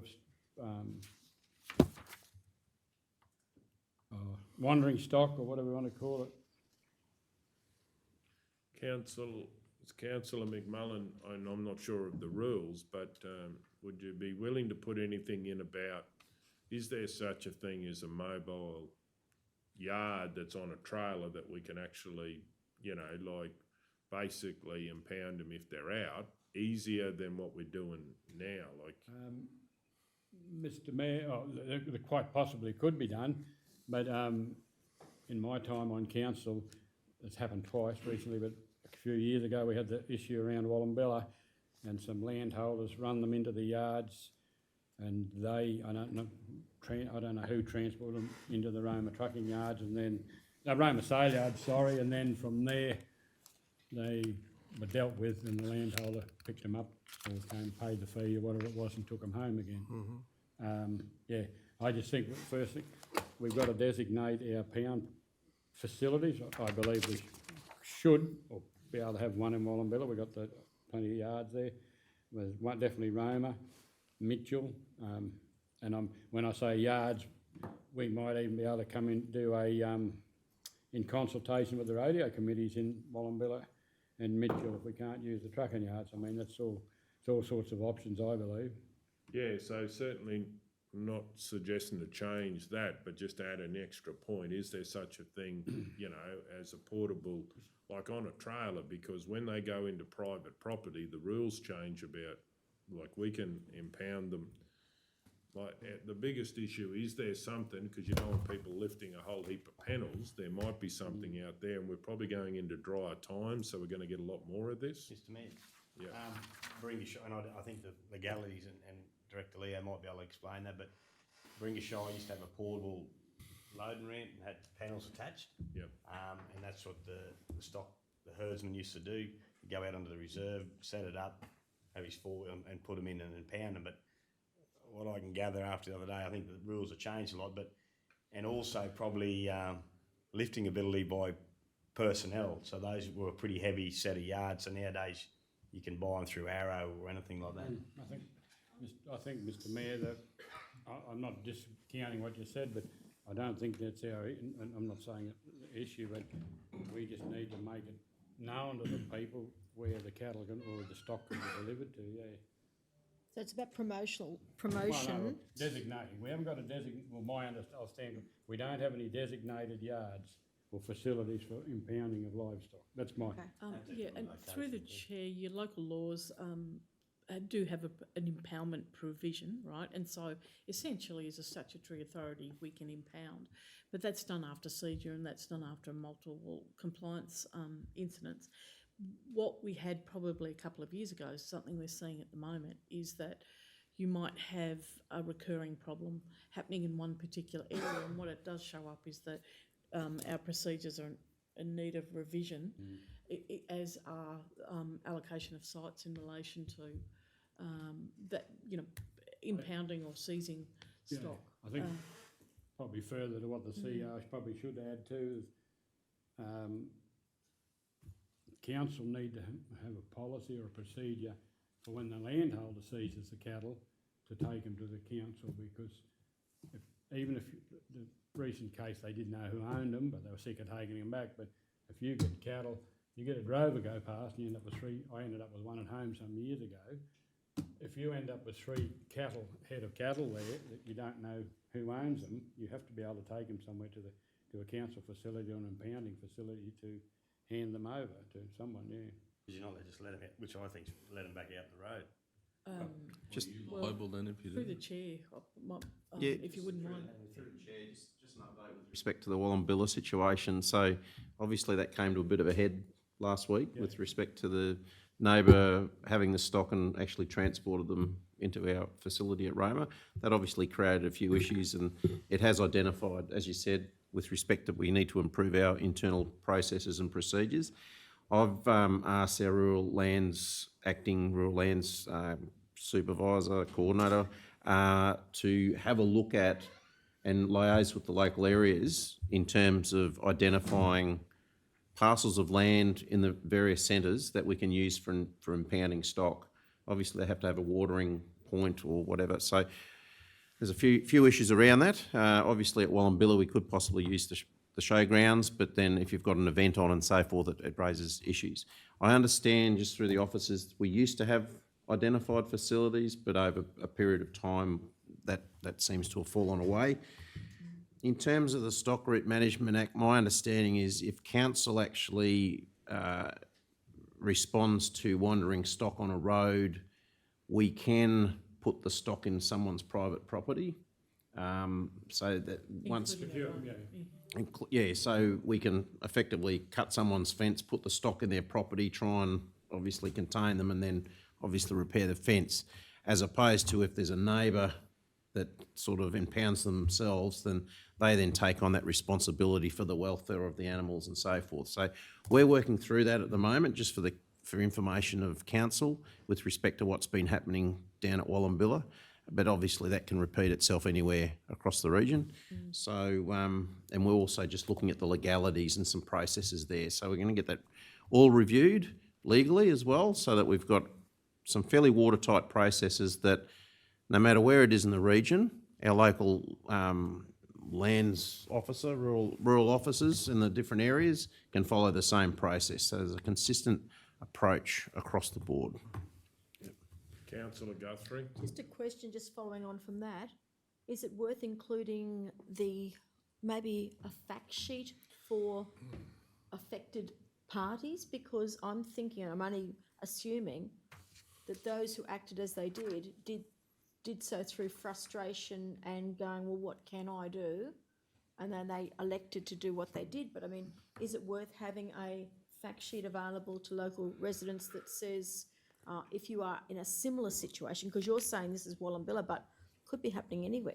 And in frustration, what does the person then do? Will they go, oh, I don't know, I'll put them in the truck and send them up to the Saleyards?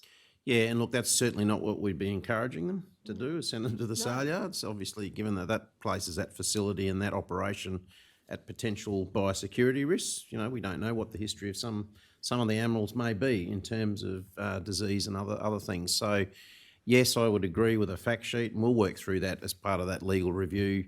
As I understand, there are other local governments that have fact sheets, and we'll probably beg, borrow and copy. As I said to the CEO the other week, I don't know whether it was actually documented in the last term when we had issues with the other people, where the landholder was told, don't leave them in the Wallumbilla yards, Roma Saleyards is our pound paddock, or pound pen. So I don't know whether it ever got put into the proper documentation, but that's why they got them to bring them into Roma. Yeah, look, we'll use this process to try and get a much more rigour and robustness around the whole process, so that at the end of the day, if the inquiry comes through, both our staff and others know the procedures to follow. Yeah. Because that's probably a good thing, because... Through the chair, I note that in discussion of your report, you're wanting a report around the consideration of designated pound facilities across the local areas. You will still capture that. And that's, just for the heads up on that one, I thought I still had, but that particular landholder had returned 98 head of cattle in 6 weeks, 7 weeks. Probably the same cattle, but that's why he snapped. Did he kill any? Okay, I'll second that motion. Does the mover wish to speak to the motion? No, I think we've had enough discussion. Thanks, Mr Mayor. Right, we'll go to the vote. All those in favour? Yes. Okay, I'd like to move that a report be prepared in regards to a portable trailer option for an impounding pen and ramp for use on impounding stock on public roads. I'll second it. We have a seconder, Councillor Burkett. Any opposition? Does anyone wish to speak? We'll go to the vote. All those in favour? A report, I'm agreeing, well, I just didn't know what you... Yes. Mobile. All those against? No, I'd already voted. Yeah, I just haven't heard from councillor Hancock. Councillor Hancock, were you against or Yep. for? No, I was just a bit confused. So the above report wouldn't take in that the report be prepared for it to give consideration. Well, they might bring them back together, hopefully, but it's just for a report prepared in regards to a portable mobile option for a pen to be used for containing wandering stock and obviously loading them then after, to get right. them. Okay, yep, sorry, yeah, I'm supportive of that. Okay, 9-0 then. Righto, moving on. 17.5, addressing the Indian Myna bird spread. Councillor O'Neill. I'll move that a report be presented at an upcoming council meeting that includes measures and costs to address the increase our region is experiencing with the Indian Myna, including the Roma CBD. I'll second that. Well, maybe I need to declare a conflict on that because you've got CBD in there. Let's go for the vote one, Mr Mayor. Big fun. Let's go for, let us put it to the vote, because you don't really have, in my opinion, it's up to you. I might do a conflict. It affects everybody, the whole town. Do we have a conflict sheet there when you're ready? Just a DCOI. Yeah, so,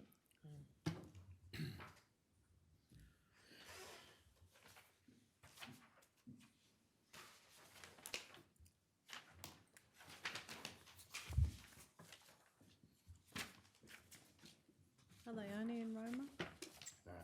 No, That's why I said they're everywhere. increase our region. Oh, they're in Mitchell? Yeah. They're in Wallumbilla and everywhere. Yeah. No, the ones crapping in my cars, but they'll be limited lifespan, I can tell you.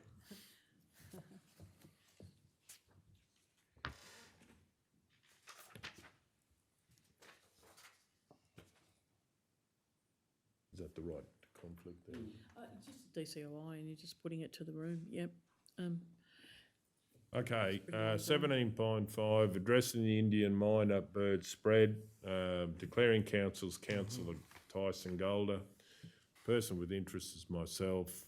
Type of conflict, declarable conflict. Particulars of interest. Particulars of Did you interest. have a business in the CBD? I have a business in the Roma CBD, and this is mentioned in the report.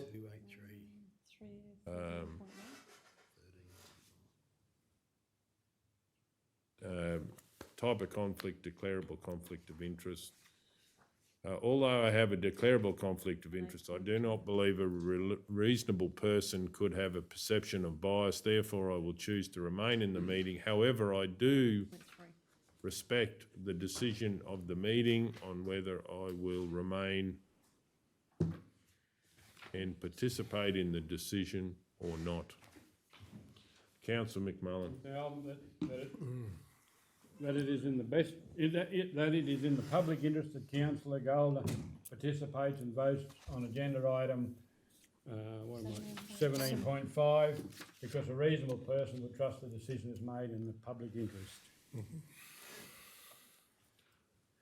Okay, there's a seconder, Councillor Burkett. Does anyone wish to speak? And we'll go to the vote. All those in favour?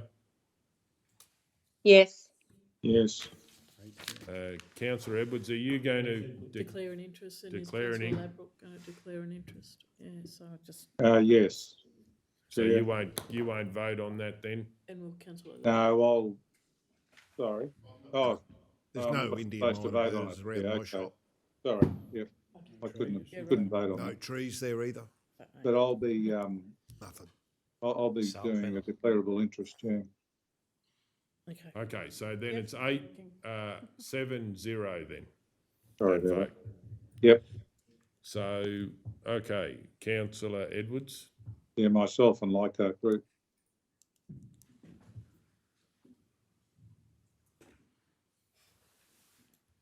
Just, I'm a director of a business, I'm a director of LGAQ Group, which has a business in the Roma CBD. This is mentioned in the report.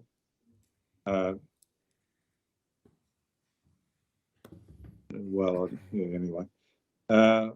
Sorry. Yeah, I'll go back and start. Okay. Could you just go up? Okay.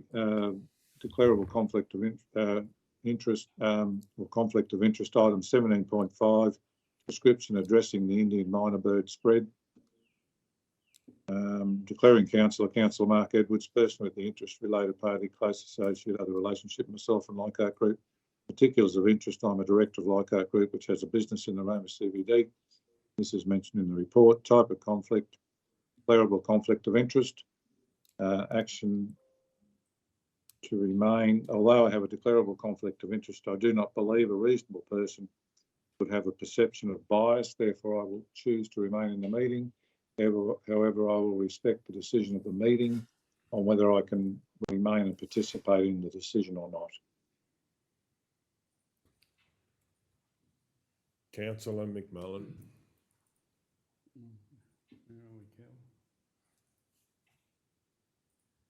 Up the top there. That it is in the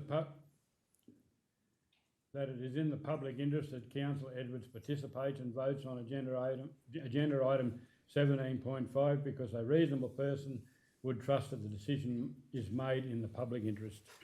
We have a second of Councillor Guthrie, and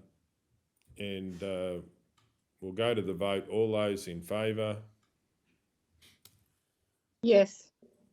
7-0. Excellent. Okay, no other conflicts? Righto.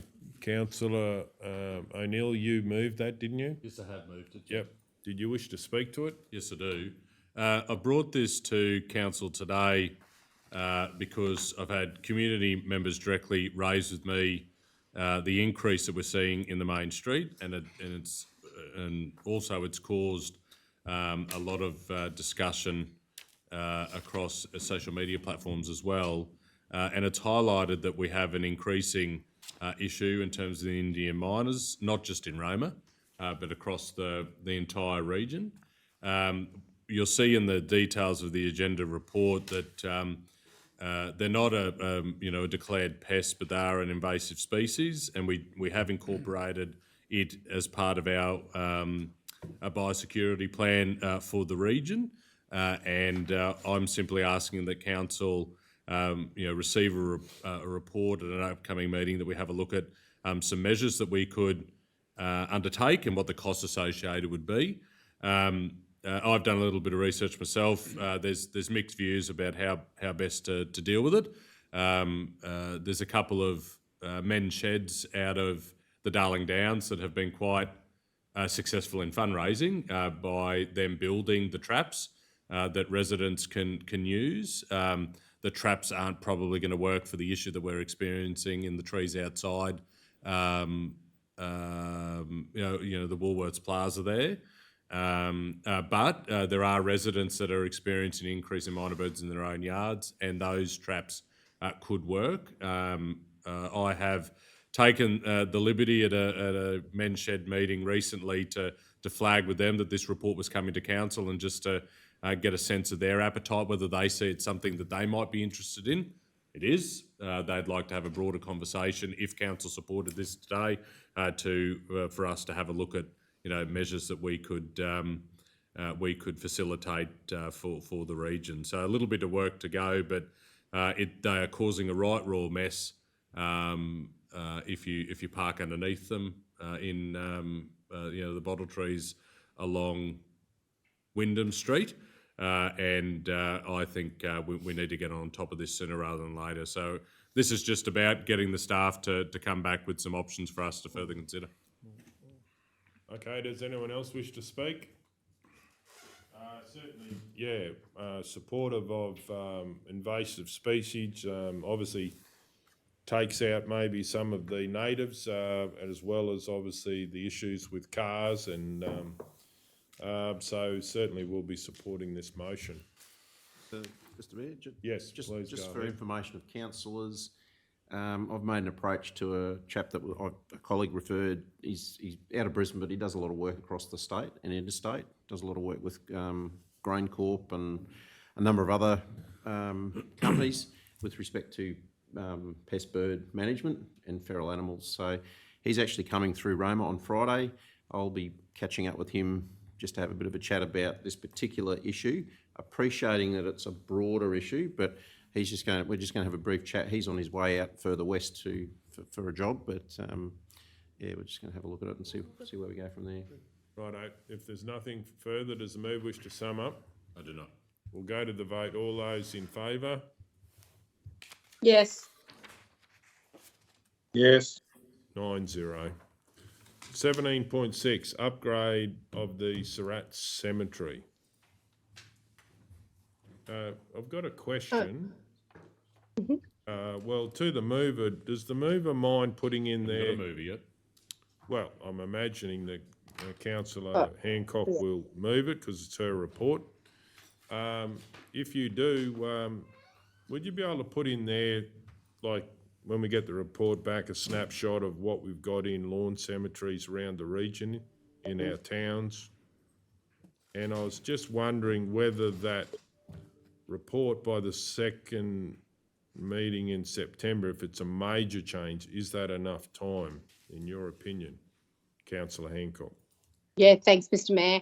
I'm happy to move this. I'm happy to get back in the report. What did you want, like all lawn cemeteries? Or Yeah, just have a look. If we make this change to put a lawn cemetery and the mowing that would go on with that and looking after it, what do we do in the other centres so we get a bit of a plan around that? And then secondly, if it's a major change, do they need a bit more time to prepare a report for a long-term change? Like if we start this, we will do it forever, we would hope. So do they need a little bit more time for that? It's not just like, doing some extra work there or something, but that's up to you what you're going to move. I'm liking what Cal has put in there, including an understanding. So first of all, I'll move it. I move that Council 1 investigate the cost of upgrading the Surat Cemetery aesthetically, including the inclusion of a lawn section, and 2, be provided a report by the second, maybe I'll just say be provided a report, happy to be provided by the second ordinary meeting of October 2023, including an understanding of arrangements for other lawn cemeteries across the region. Oh, I'm happy to second that. I have a question. Yeah, please go ahead. Yeah. And I'm just wondering, how to present this. Councillor, and someone can tell me if I'm doing it incorrectly. Councillor Hancock, I was down there last weekend, and when you come through those gates at the front, the double gates, there's an old seat there. I think it's a steel seat. It's very uncomfortable, and it's out in the sun. I'm just wondering, is there any way we can just add something to this, not only sort of upgrading aesthetically, but also sort of practically, sort of looking at assets there? Yeah, sure. Happy to. You know what I mean? Yeah. Happy to answer that.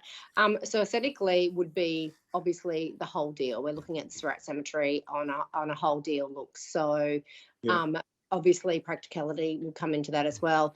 That seat that you're talking about, Councillor Edward, that's not an old seat. That's actually a project. That's actually a new seat, and it was chosen by the community. And I understand it is in the sun, but it was put there for the specific reason of where that seat is in front of the crematorium. Am I saying the right word there? But crematorium wall. And so with also some of these upgrades, I would be thinking about maybe there might be opportunity for more seating. More seating. To be put in the cemetery. And I just want to be clear. just with what the mayor asked me to put in, our Parks and Gardens already do look after our cemetery. They mow our cemetery. You know, it's council-owned cemetery. It's council-owned infrastructure. So they already do that. It's just that it is a cemetery on, I suppose, Mr. Mayor, I'm speaking on behalf. Can I just speak on this now? Because please go ahead. Yeah. The background of this is over many years, the community has come to me and has been saying that they would like something from, the cemetery just needs a little bit more love and attention. And because the cemetery is on black soil, we've got graves that have moved, and we know that we can't touch those, but it doesn't look, really good for our cemetery. And so over the years, council has done some upgrades. They've put in gardens across the front of the cemetery to try and make it look more attractive. And I wish to acknowledge that. But I just think there is some more things we can do. And whether it is a bit more planting of some shrubs around the fence line, or whatever I'm putting this back to the staff to work with the community to come up with some ideas. But an inclusion of a lawn cemetery, I think, in Surat, I think it's become time to give the community another option.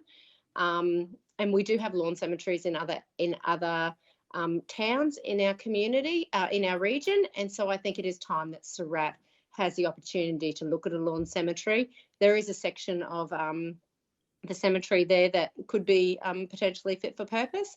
And so I'm actually really excited about putting this forward as a project. I acknowledge the timing is short, and I'm happy to get an initial report back to get initial thoughts about what our staff think could happen, and then it could be a longer project, Mr. Mayor. I'm just experienced in previous times where I've put a couple of reports in, it's just taken a year to get back, and I just don't want that to be that case in this time, which is why I've sort of put a timing on that might be, for an initial report to come back to council. Please go ahead. Yeah, so just to go on with what I was saying, and I just wanted to shore that up. That was all. I know the word aesthetically means pleasing, to look at, but if obviously if you drive in there and you look at it, it looks nice, or it doesn't look nice, whatever. But the practicalities of putting more seating, and also not just seating, but something over the top. I mean, if you put the seats under the bottle tree there, it'll be fine. But if you're not going to put the seats under a bottle tree, you'd have to have some sort of structure. So I'm just talking generally here about assets. Any asset that may be there, not necessarily seating or coverage of the seating, but just overall assets. Yeah, improving the asset side of it. Councillor Hancock. Yeah. Yeah, I'm sure, Councillor Edwards, when we get the report back, if there's practical designs that you'd like to add in or to take out, or to suggest that we'd have opportunity to do that then. So, yeah. Yeah. Righto. Okay, so does anyone else wish to speak? Does Director Matt have any comments? Thanks, Councillor Landbrook. Through the chair, I'm happy to meet that timeframe. I could at least get a concept or some sort of idea of recommendation coming back to council by October, by that meeting.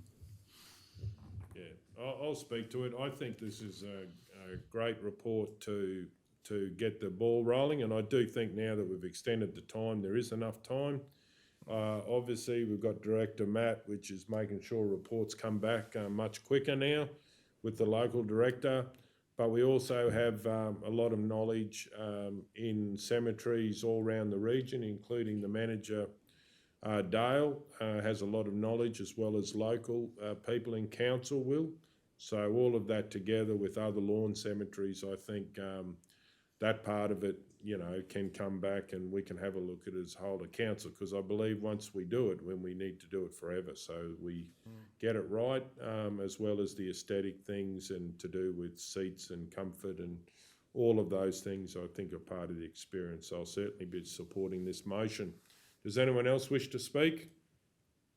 Does the mover wish to sum up? Yeah, thanks, Mr. Mayor.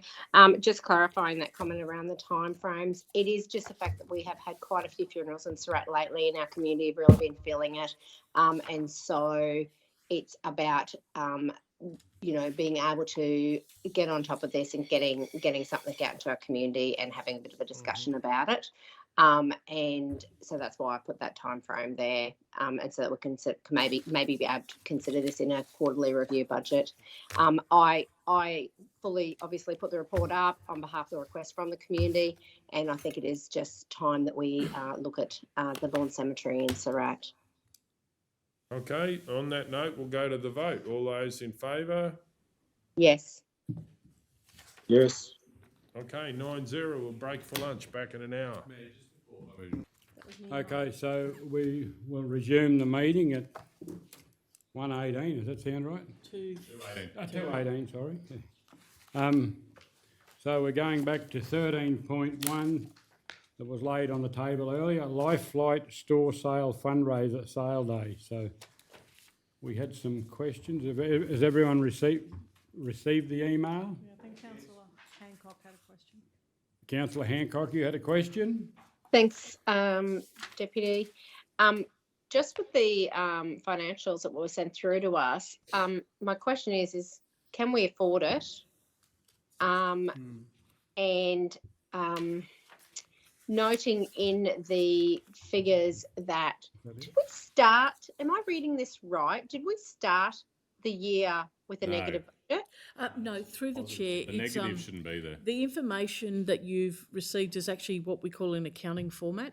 Accounting software always produces the information in this way.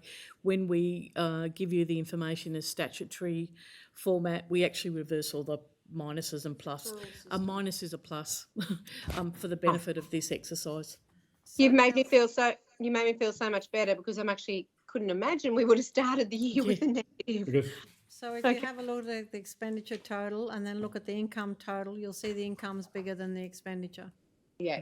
And that figure that's got the negative there was what we spoke about earlier, wasn't it? Just under the 50,000. Yeah. Has got that stuff taken. Okay. So Within the budget, we have already budgeted for this request, haven't we? That's correct. We've budgeted for two at 25. Two at 25. And it's in the materials and services line item. Yep. And that'll be updated in Q1 as its own line item. Okay, thank you so much. Is there any further questions? Councillor Edwards, you got any questions? No, I'm fine, thank you. Okay, so item number 13.1, LifeFlight store sale fundraiser sale. Do I have a mover? Councillor Taylor. I'd like to move that Council A endorse the request for LifeFlight, a registered charity, to hold a store sale fundraiser at the Roma Saleyards on identified Tuesday in Sorry, I can't hear you, Councillor Taylor. 2023, in accordance with the Roma Saleyards annual store sale fundraiser policy. B, advise LifeFlight to market the charity sale event via their promotional channels and have an engaging presence at the charity sale day, which benefits the present Saleyard stakeholders. And C, assists LifeFlight with the co-promotion, of council media opportunities. Do I have a second? Councillor Burkett. Can I just ask? I know it says identified Tuesday. I think they're asking us to identify Tuesday. A preference is for the event to be held on an identified Tuesday within the month of September. We've got to say a day. Oh, okay. Is that right, Dan? My understanding is if we didn't have to say a date in the resolution, long as we'll go back and work with LifeFlight to pick a day in they're September. not asking us to identify a day. Just in their letter. A preference is for an event to be held on an identified Tuesday within the month of September. Who's identifying the... That's something I'll be identifying essentially with LifeFlight. Oh, I see. But if you need a day, we can in the resolution. We don't need a day, do we? No. If it gets passed today, that'll be the first thing. We'll lock in a day as soon as possible so No we worries. can Yep. Okay. get the comms So- and marketing out. Any further questions? Does the mover wish to speak to the motion? Only to say that we have trying really hard to support LifeFlight and RFDS, and if this was one way we can afford to do that, happy to do that. Anyone against the motion? Anyone else for the motion? Councillor O'Neill? I'm going to speak in favour of it. I think this is the first request that we've had since we've adopted the new policy. That policy has put, I think, a very clear framework around our decision-making in respect to signing off on these, as well as it gives the guidance to the organisations that are requesting to hold a sale day. It will mean that we will ultimately donate to the organisation, but it will be coming from the Saleyards as a business unit. So producers can, with confidence, submit their cattle for sale on this day if they too wish to support CareFlight, knowing that there will be proceeds from that day going towards, the charity. And I think that strengthens, in this case, LifeFlight's ability to be able to promote that.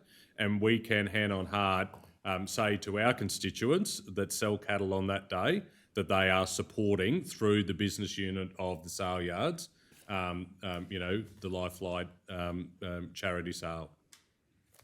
Any further comments from anyone, for or against? Councillor Hancock, Councillor Edwards online, any comments? I'm good, thank you. I'm fine. So I'll put that to the vote. All those in favour? Yes. Yes. 8-0. What else? Have we got any more laid on the table? I don't think so. Thank you very much, everyone. Thank you. Thanks, Dan. We did the donation boxes, didn't we? Yes, we have. Yeah, that's done. I've got to get you that. Early on. I'll get you that There was a contact. garden refresh, that was the mayor's motion. So, Yeah. Which one, sorry? 8 Well, 8.2 is the mayor, so we should wait. Yeah, And then 8.3 is the housing one for Surat. and it's just whether, 34. and that is page 35. 35. Probably go to L1, Deputy Mayor. Right.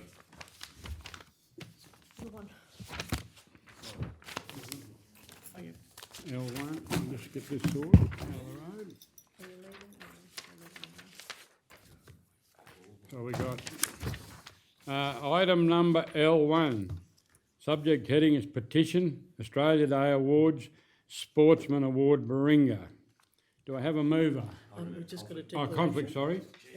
Councillor Burgett has a conflict. Item L1, description of petition, Australia Day Award, Sportsperson Award, Baringa, declaring councillors, myself, person of interest, related parties, myself and family members, particular of interest, I and my family members have signed, or names or signed the petition. Type of conflict is declarable, and action I will leave the room while the matter is discussed and voted on. Other conflicts? Okay. Councillor Burkett's left the room. Do I have a mover, please? Councillor Guthrie. The Council 1 receive and note the petition dated the 12th of July 2023. No. Sorry. And 2, the Council... It was replacing. Oh, okay, sorry. Let me start again. I'd like to move that Council note that the lodge petition does not conform with the policy. However, Council will lodge it as a customer request on the customer's behalf. You're right. No. Second to Councillor Taylor. Does the mover wish, any objections, any opposition? Mover wish to speak? No, it's all good. Okay, and no one else wants to speak? All those in favour? Yes. Yes. 7-0. The mayor's just returned, so I'll go back to my seat. Or do we finish these off then?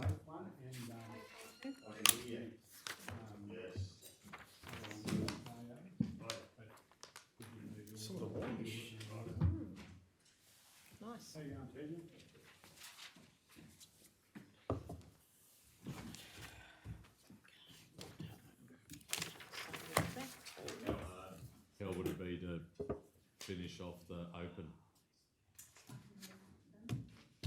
Then it's cleaner, we're done. So, 8.2. so the 8.2 is the garden refresh. I've got a big Your report, page 34. Thank you. Lloyd if we move.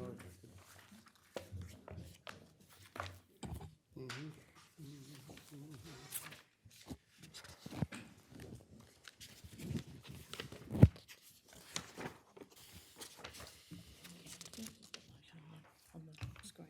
Okay, so 8.2 Maranoa Town Gardens refresh. I'd like to move that Council 1 endorse low-value works to refresh regional council-owned and high-profile gardens with bark mulch, including any replacement of dead or tired plants as part of respective local area maintenance budgets. And 2, utilise new or current micro panel suppliers as new or use current micro panel suppliers, and then I need to have in there or panel suppliers second option panel suppliers as a value for money solution to complete these works. I'm happy to second it. Maybe you should add on number 2, where needed, like. Yeah, where needed. Yeah. Yep. Yeah, no, that's good. Because. You mean in case council staff can do it? Well, I know for a fact in come summertime we get the summer rain, they can't keep up. Yep. And it's not their fault, it's just, they just get Yeah, behind. And we could definitely use the micro panel there, but so just if where needed to be. Yep, I'm happy to. second. Righto. Micro panel suppliers, where needed, we need to have in that second point. Yeah. The works where needed. But on the first one, micro panel suppliers, and then how do we put in their CEO that, they might be off the main panel if they're not? I think that's what you were saying, is utilise new and or current panel or micro panel. But I think you had an order, didn't you? Micro panel supplies in the first because we're instance. trying to bring new people in. And then I heard you say, and second option panel Second suppliers. option is panel suppliers. Yes. Because there might be someone off the panel that's happy Yep. to do some of it, and Yep. we've So locked them into. micro that. panel number 1 and panel number 2. Would Yep, it be great. cleaner if you had Yep. utilise A, council parks and garden team, B, micro panel, C, and panel suppliers as value for money. So it's showing that we're not going out before we're going to use already existing staff to do that work. Like it's a cascading thing. It is. To what you were saying. It is, but because they haven't been done yet, I take it they don't have The capacity. the capacity, or they put off mowing and do that. So Well, it'll go to B then. But if you've got A in there, it shows the community that we are actually using our own workforce first. And if they're to capacity, then we go to the micro panel. righto, okay. I've got another suggestion. Big pardon? I've got another suggestion, Right. which this would become point 2, and the other one would be point 3.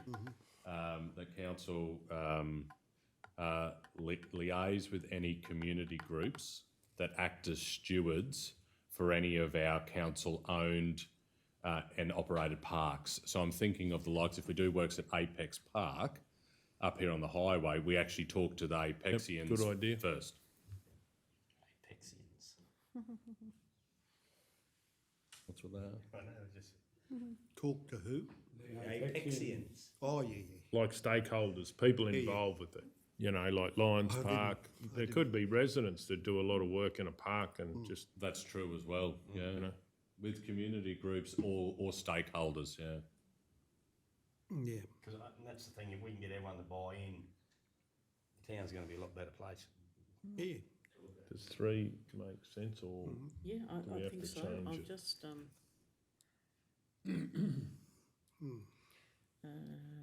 2, 3. Utilise A, council, existing council staff. B, micro panel, new and or current micro panel. Yeah, new. and or current. And then C was panel suppliers.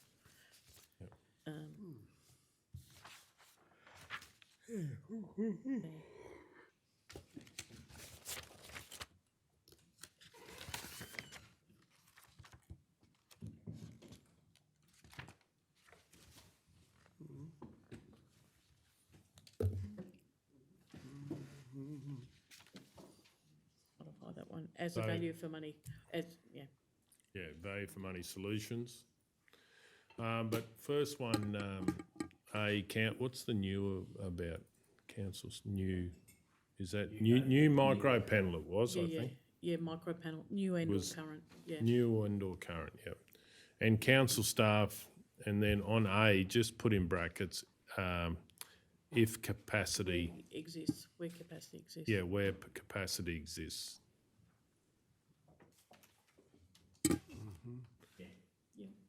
Right, are you happy with that, seconder? Righto, I'll speak to this one. We're just having another project being done out the front, and what a difference it does make when it changes the look, just with some gardens that have been done. But we get feedback from the community about how they like to see all of the gardens in council-owned or, council facilities. So this is a way just to say, go ahead and do it. And by using hopefully new people that might want to sign up to the 2-page document, which is the micro panel, or existing micro panel. Of course, we've got in there if council staff have got capacity, they would do it. But we know that they're under the pump a fair bit of the time. So this is a way just to get it to happen, and then hopefully I'd like to see that happen every year, that it's needed. So the community would be really appreciative, I believe. Okay, does anyone else wish to speak? Councillor Burkett? I think I have a question when it's my turn, Mr Mayor, thanks. Righto.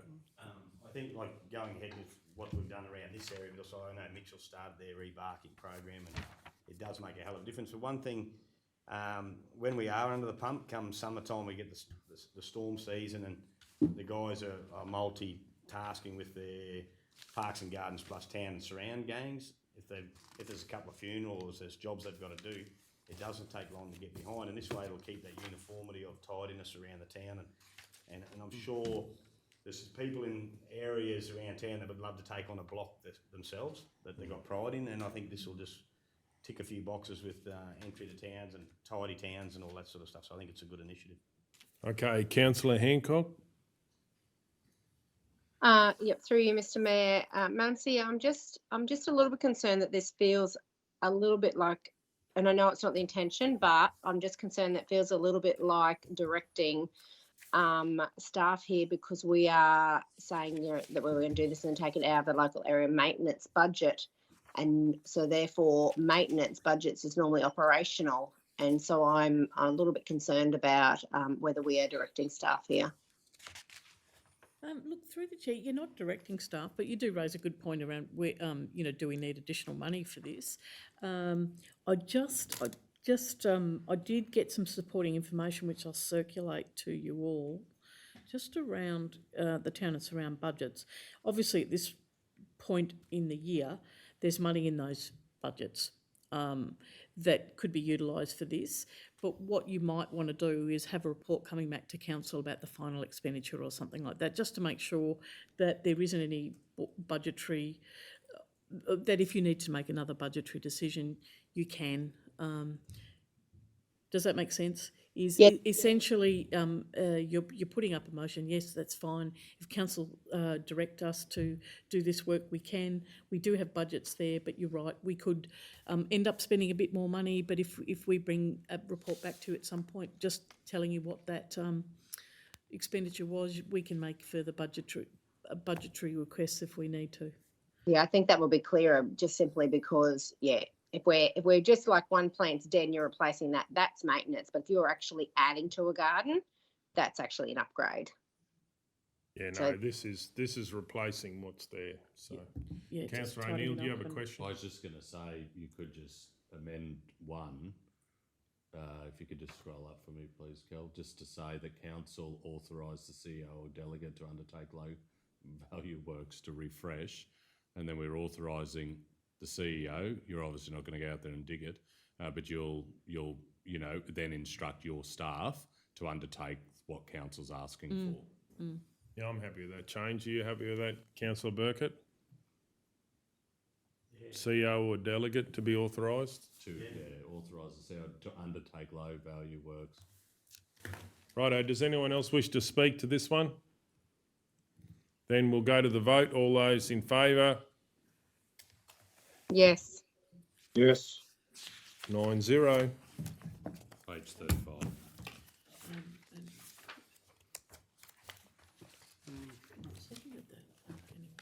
Councillor Burkett. Thank you.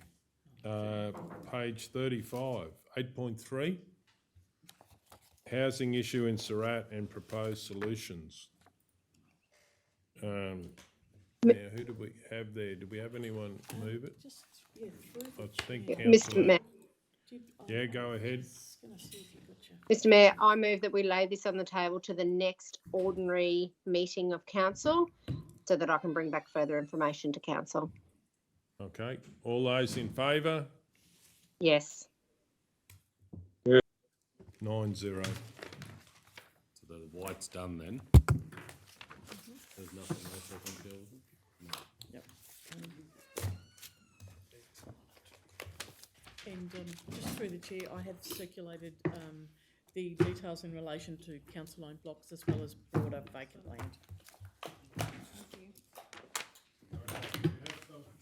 Anyone to move into closed? Oh, any conflicts? Oh. I have a conflict. Yes. Okay, well, Councillor, which is up first? Councillor Hancock's on the board first. There's No, I'm a statement first, though. Mm-hmm. Oh, you've got a statement. Oh, yeah, I see it up there. Sorry. Councillor Guthrie, please go ahead. I'd like to advise that I have a conflict of interest for item C5 Rates Concessions 2020 to 2024. I've previously made a declaration in past meetings for this agenda item, and so I reaffirm my intention to leave the room whilst this matter is discussed and voted on. Okay, and Councillor Hancock. I have a declaration of interest, item C5, description rates concession 2020 to 2022, declaring Councillor Joanne Hancock. Person with interest is S. Muckadilla. Particulars of interest, S. Muckadilla is an employee of Surat Post News Proprietary Limited, which my husband and myself own. Oh, I need to put in there, S. Muckadilla is mentioned in the report and is an employee. Sorry, just if you just go, yeah, S. Muckadilla is mentioned in the report and is an employee. Type of conflict is declarable conflict of interest, and the action I'll take is leave the room while the matter is discussed and voted on. Any other conflicts? We have Councillor O'Neill. Do you want to move into close? Yeah, sure. I'll move in accordance with the provisions of Section 254J3 of the Local Government Regulation 2012. The council resolved to close the meeting to the public to discuss confidential items that its councillors consider as necessary to close the meeting. In accordance with Section 254J5 of the Local Government Regulation 2012, the following table provides the matters to be discussed and an overview of what is to be discussed while the meeting is closed. C1. Services Building Roma. C2, Queensland Electric Superhighway Electrical Vehicle Charging Station in Roma. C3, Wuru Canteen Project Update. C4, Contract Plumber for Injune for the period of 1st of July 2023 to the 30th of June 2025. C5, Rates Concession 2020 to 2022. C6, Upgrade of Audio and Visual Equipment Injune Hall. C7, Council Facilities of Regional Significance. C8, increased resident safety and property protection in the Maranoa. C9, which was initially 13.5, potential car park Roma update. LC1, Santos Festival of Rugby, February 2024. Okay, do we have a seconder? Councillor Ladbrook, any opposition? Does anyone wish to speak? We're going to vote. All those in favour? Yes. In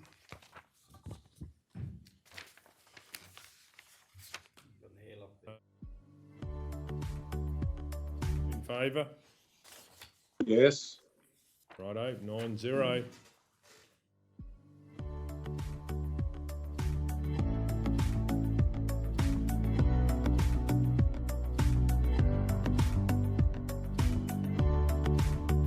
we're back in open. Okay, Councillor O'Neill, did you want to raise anything? No, I don't want to raise anything. It's already been raised, Mayor. I've got a No, I just thought we do this in open. We raise these things. But anyway, Councillor Burkett, do you I've want got to a raise conflict anything? of interest on C4.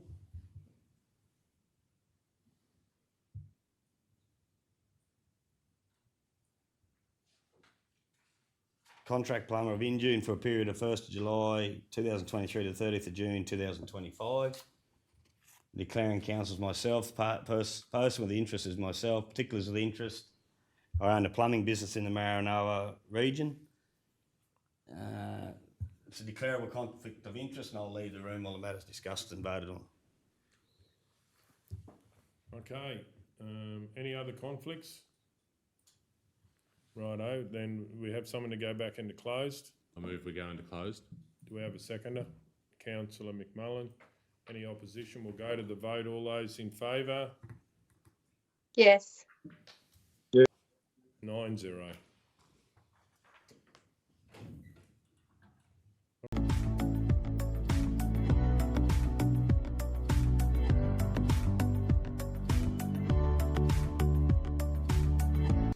Righto. Director Dean, if you're happy to sit over here. No, not really, but yes, thank you. Righto. Okay, so we'll do closed. Do you want to, what's on your agenda first? C1? Cool, okay.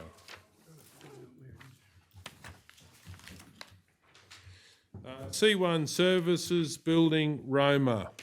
We have a mover, Councillor O'Neill. I move the council undertake further due diligence on Lot 4 on R86106. We have a seconder, Councillor Burkett. Any opposition? We'll go to the vote. All those in favour?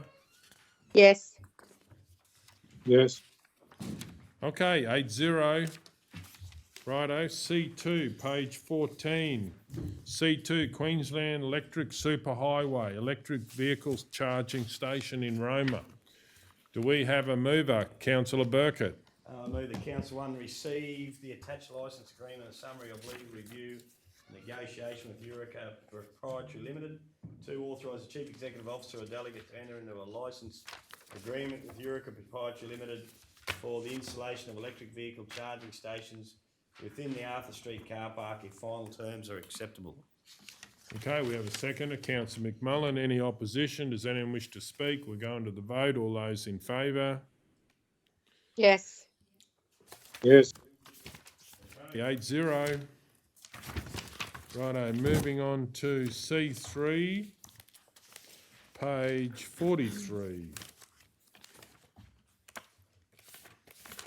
C3, Waroo Canteen Project Update. Do we have a mover? Councillor O'Neill. I move that council receive and note this information report by way of update to the Waroo Canteen project, including a summary of the responses from the construction tender released in late May. We have a seconder, Councillor Ladbrook. Any opposition? Does anyone wish to speak? We're going to go to the vote. All those in favour? Yes.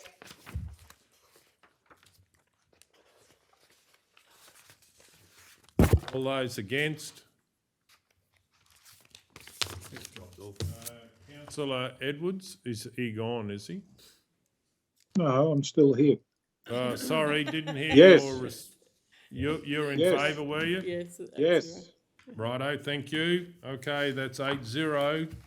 Moving on to C4, page 64. Okay, Councillor Burkett has left the room. C4, contract plumber for Injune for the period of 1st of July 2023 to 30th of June 2025. Councillor McMullen. Mr Mayor, I'll move that Council 1 invite by way of public tender a 2-year contract for plumbing maintenance services for the township of Injune ending on the 30th of September 2025 in accordance with the Local Government Act 2009 and Local Government Regulation 2012. 2. Extend the engagement of the current provider, the trustee for Portbury Family Trust, trading as Portbury's Plumbing Services Proprietary Limited, on a month-by-month basis until the tender is decided. 3. Authorise the Chief Executive Officer or delegate to negotiate suitable terms for the extension and execute any documents necessary to ensure services are maintained. Do we have a seconder? Councillor Ladbrook. Any opposition? Does anyone wish to speak? We're going to go to the vote. All those in favour? Yes. Yes. Okay, that's 7-0. 7-0. Thank you. He can hear. C.5 Rate Concessions 2020 to 2022. I'll move that this be laid on the table till later in the meeting. All those in favour? Yes. Later in the meeting. Through the Yes. chair, we do have the resolution later in front the of us. meeting? There is it's there. Oh, we have it there, Yes, have we? thank you. Has everyone had a chance to read it? I've got a But conflict. Yes, right, that's so right. you're out of the room anyway. Yeah, there's 2 doors there. Yeah. Okay, Are we- councillor. Are we Councillor. going with C5 now or not? Well, Yes. have you all had a chance to read it? You'll have to withdraw your laying it on the table till later in the meeting. Well, I'm just asking a question first and then we'll vote. Does anyone need more time to read it? I need a hard copy, so I do. It's on there. Right, okay. So we'll just adjourn the meeting. Okay. No? Yeah, okay, we're keeping going with the meeting. And I was about to move a procedural motion, but I withdraw the procedural motion. Now you got to. Now call the Righto. item. Now we're going on to C5 Rates Concession 2020 to 2022. I'll move a procedural motion that we move C5 from the closed agenda. Now, with the councillors that are conflicted, should they be here? If I move this, am I moving the entire report out? Well, yeah, and you've got, We'll have 5, through the 6. chair, you've got people's names in that report. Yeah, I'm not going to move that. I think we just You say got to the read it. numbers. You got to read the numbers out. Yep. Okay, yeah, councillor Guthrie's had a conflict and councillor Hancock. Councillor Hancock, are you going to, or have you already gone? No, I'll leave the meeting now. Thank you. Righto, okay, Someone check me when it's back on. Yep. righto. Okay, so we are on C5 and I'd like to move that, that Council 1 acknowledge that this report enacts Resolution OM/07.2023/37. 2, receive and note the report. 3, grant 100% concession on the general rates increase due to loss of capping for the period of 1st of the 7th, 2020 to 30th of the 6th, 2024 for the rate assessment numbers as follows. 150-20274. I might grab a pen, please. Sure. Thank you. 150-2219. 150-20183. 1500-4997. 150-20167. 150-19961, 150-20308, 15. I think that one is, sorry, 96, oh, right, okay, all right. Right, so I just finished one, I'll just repeat it again, 150-20308, 150-19987, 150-20191, 130-10616, 150-19540, 150-19417, 150-19003, 150-20068, 150-17189, 13008735, 150-20324, 150-20639, 150-20001, 150-20704, 150-20548, 13007273, 150-20761, 150-20753, 150-20571, 150-20027, 150-20985, 150-20928, 150-21041, 150-20712, 150-20357, 1100758, 15019623, 15020944, 15020647, 12009726, 15021009, 15015563, 15020902, 15020654, 15020746, 15011919. 15, so these are still on? Yeah, that's quite right. 150-20142, 150-20159, 150-20175, 150-19995, 150-19730, 150-19680, 150-19573, 150-19821, 150-0837, 150, yeah, I'll say there was one again, 15021017,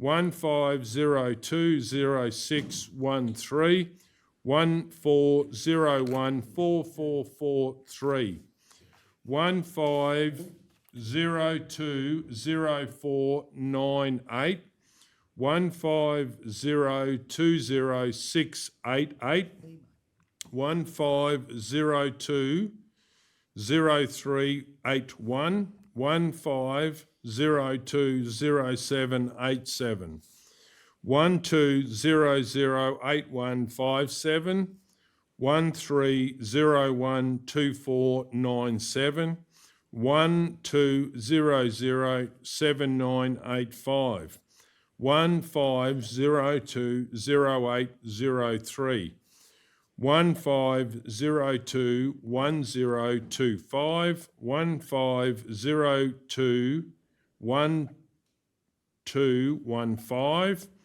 11005188, 15021207, 15020910, 15020530, 15021181, and 15021116. Four, resolve the assessments that were given additional concessions greater than 100% due to calculation anomalies are not adjusted accordingly. Do we have a seconder for that motion? I just forgot something you said there, in order to repeat it. Councillor McMullen. Okay, does anyone wish to speak to it? No. We're going to go to the vote. All those in favour? I'll go and get Julie. Oh, she's Yes. Okay, so that... 6-0. 6-0. Yeah, 6-0. Yeah. 6-0. Right.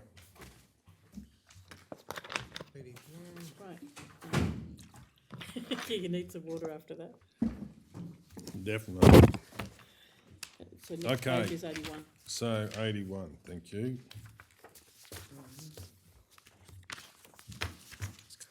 C6, upgrade of audio... We're just waiting for Councillor Hancock. That's to right, rejoin. Councillor Hancock, we better ring her. Righto. I've sent her a message to say. Great.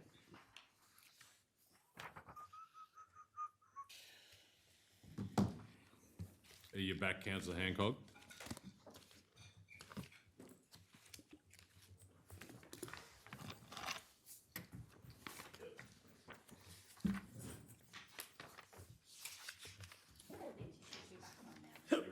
Councillor Hancock? I'm back on. Oh, yeah. Okay, C6, upgrade of audio-visual equipment Injune Hall. Councillor Guthrie. I'd like to move that Council 1 acknowledge that this report enacts resolution number OM/11 2022/50. 2, receive and note the report. And 3, include the upgrade of the audio-visual equipment at the Injune Memorial Hall as part of carryover projects 22906 Injune Hall Complex upgrades and renewals. We have a seconder, Councillor Ladbrook. Any opposition? Does anyone wish to speak? We're going to the vote. All those in favour? Yes. Yes. That's 8-0. Okay, righto, moving on. To page 97.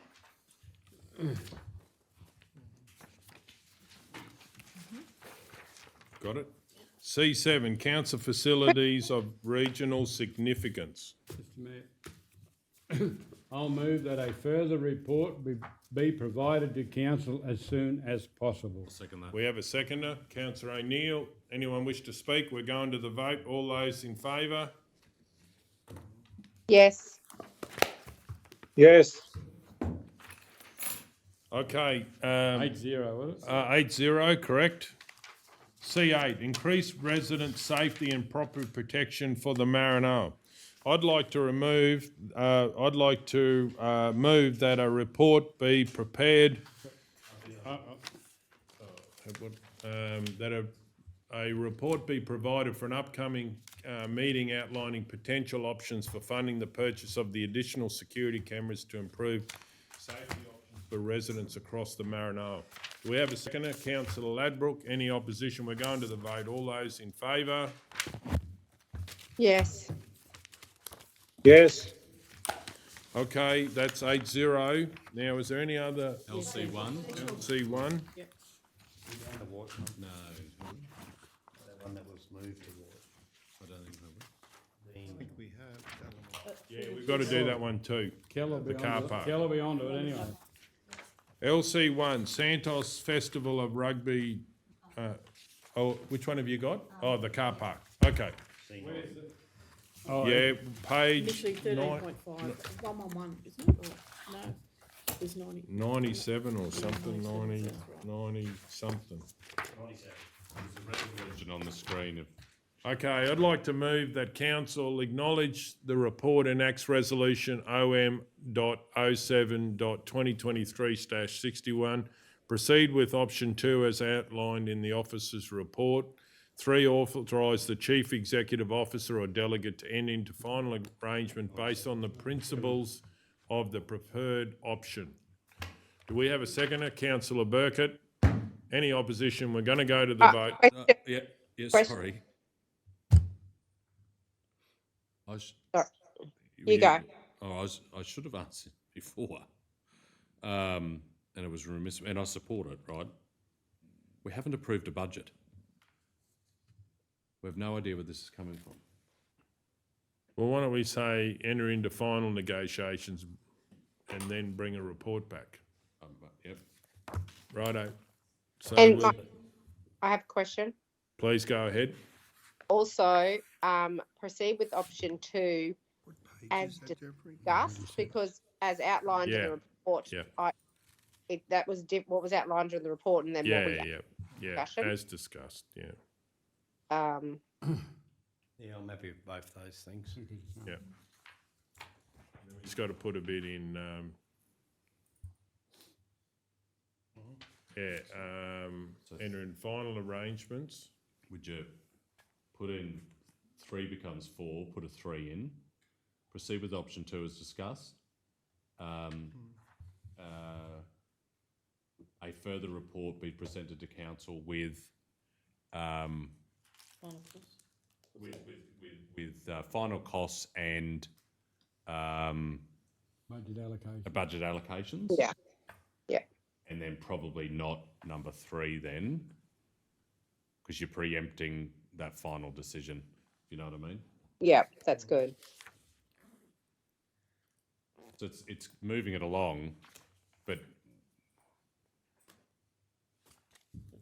As long as it keeps going, I think that's the just big don't. thing. If we don't have the budget allocation here and know where it's coming from, then I think we need to say final negotiations, but somewhere in there, with the report to come back, so we're saying to, proceed with option 2 as discussed. You can't enter a final negotiation with not Without- knowing how much and Yeah. where we're going to get the money from. Yeah, great. Through the chair, Ken, you do have an indicative costs as part of the report. What I would be suggesting is that of course you do need to adjust your budget accordingly. Then you can make a statement in relation to that, bring back a further report to council, and that the budget be revised to reflect the negotiations as part of quarter one budget review. You do have enough information to say, look, we know roughly the 2 options, pretty much the same. This is what we want to spend. Yes, there's some nuances in relation to what you've discussed around making sure that council's protected. Yeah. But with respect, Edwina, we're not protected here if we're going to allocate. We know what it's going to cost. It's in our report. I accept that. But we haven't got, we didn't budget it for it in the budget. No. We haven't made a reallocation towards it. And the legislation's clear. We're all liable, personally, if we're making decisions that have budget implications that aren't budgeted for. And so that's why I raise it. But you'd have to adjust your budget. And you that's can make a statement accordingly, just like you could in the next report. so can we just make 2, proceed with option 2 and enter into final negotiations? Didn't say finish it, didn't say sign it, but then a further report. So we've got a contract that councillors can see, and then we can have the money brought back, how we're going to pay for it. Enter into final negotiations with a report to be brought back to council. Proceed with option 2 as discussed, including negotiations, full stop. 3, a further report be presented. So what I'm saying, next time, we were concerned about a couple of things, they'll be in the contract, and are you happy with it, council, and here's how we pay for it. So therefore, they're not final negotiations. Well, what I mean is, You negotiations. can still finalise. You can adjust your budget accordingly. And if you know what you want to spend, you can make that adjustment in the quarter one budget. You can adjust your budget and be fiscally responsible. What you'd like to know is, okay, we've adjusted our budget. What exactly is the impact? What have we affected? What have we changed? How did we fund it? That's right. And at the moment, we don't know that. Yep. Right, I'm happy with that. Councillor Burkett, are you happy with that as it is on the screen? Yeah. As in 1, 2 and 3 and not Yeah. the second 3? Yeah, I'm happy. Yeah, as long as we get it back next time and that's it. Fortnight's not going to hold us up that much. No. Righto, does anyone wish to speak? We're going to go to the vote. All those in favour? Yes. Yes. Okay, righto, that's 8-0. LC1. LC1, Sandos Festival of Rugby, February 2024. Councillor McMullen. Mr Mayor, I'll move. The council, 1, approve Twin View Turf as the supplier of turf specialty services in accordance with S235B of the Local Government Regulation 2012 on the grounds that it is specialised work and there is limited supply of services. 2, approve $45,000 for the cost of aeration and services management of the turf at Gallus Fox Park, and a further $22,000, a total of $67,000, for the traffic management for this event at Gallus Fox Park, which is part of the 2023-24 budget, funded from sponsorship 02887.229.2001, $45,000, and Sport and Rec 02843.2001.2001, $22,000. 3, provide in-kind assistance for the Sandos Festival of Rugby, Roma 2024, through scarifying and aeration of the playing field at Gallus Fox Park, spreading of top dressing material on the playing field at Gallus Fox Park, labour to lay turf on the playing field at Gallus Fox Park, and a general tidy up in the weeks leading up to the event, mainly around the fence line. Labour to administer chemicals, soil amendments and fertilisers to the playing field at Gallus Fox Park. Support of liquor licence application. Assistance with the DES notifications for noise and light. 4, request that the CEO or delegate look at ways to value add in our commitment to engaging Twin View Turf while they are in the region. Okay, we've got a seconder, Councillor O'Neill. Does anyone wish to speak? We're going to go to the vote. All those in favour? Yes. Yes. Okay, 8-0. Any further business, councillors? All done very well. Kel, we're right? Okay, well, thank you. You happy, Kel? We got them all. We'll close the meeting at 6:11 p.m. and thank you for your attendance.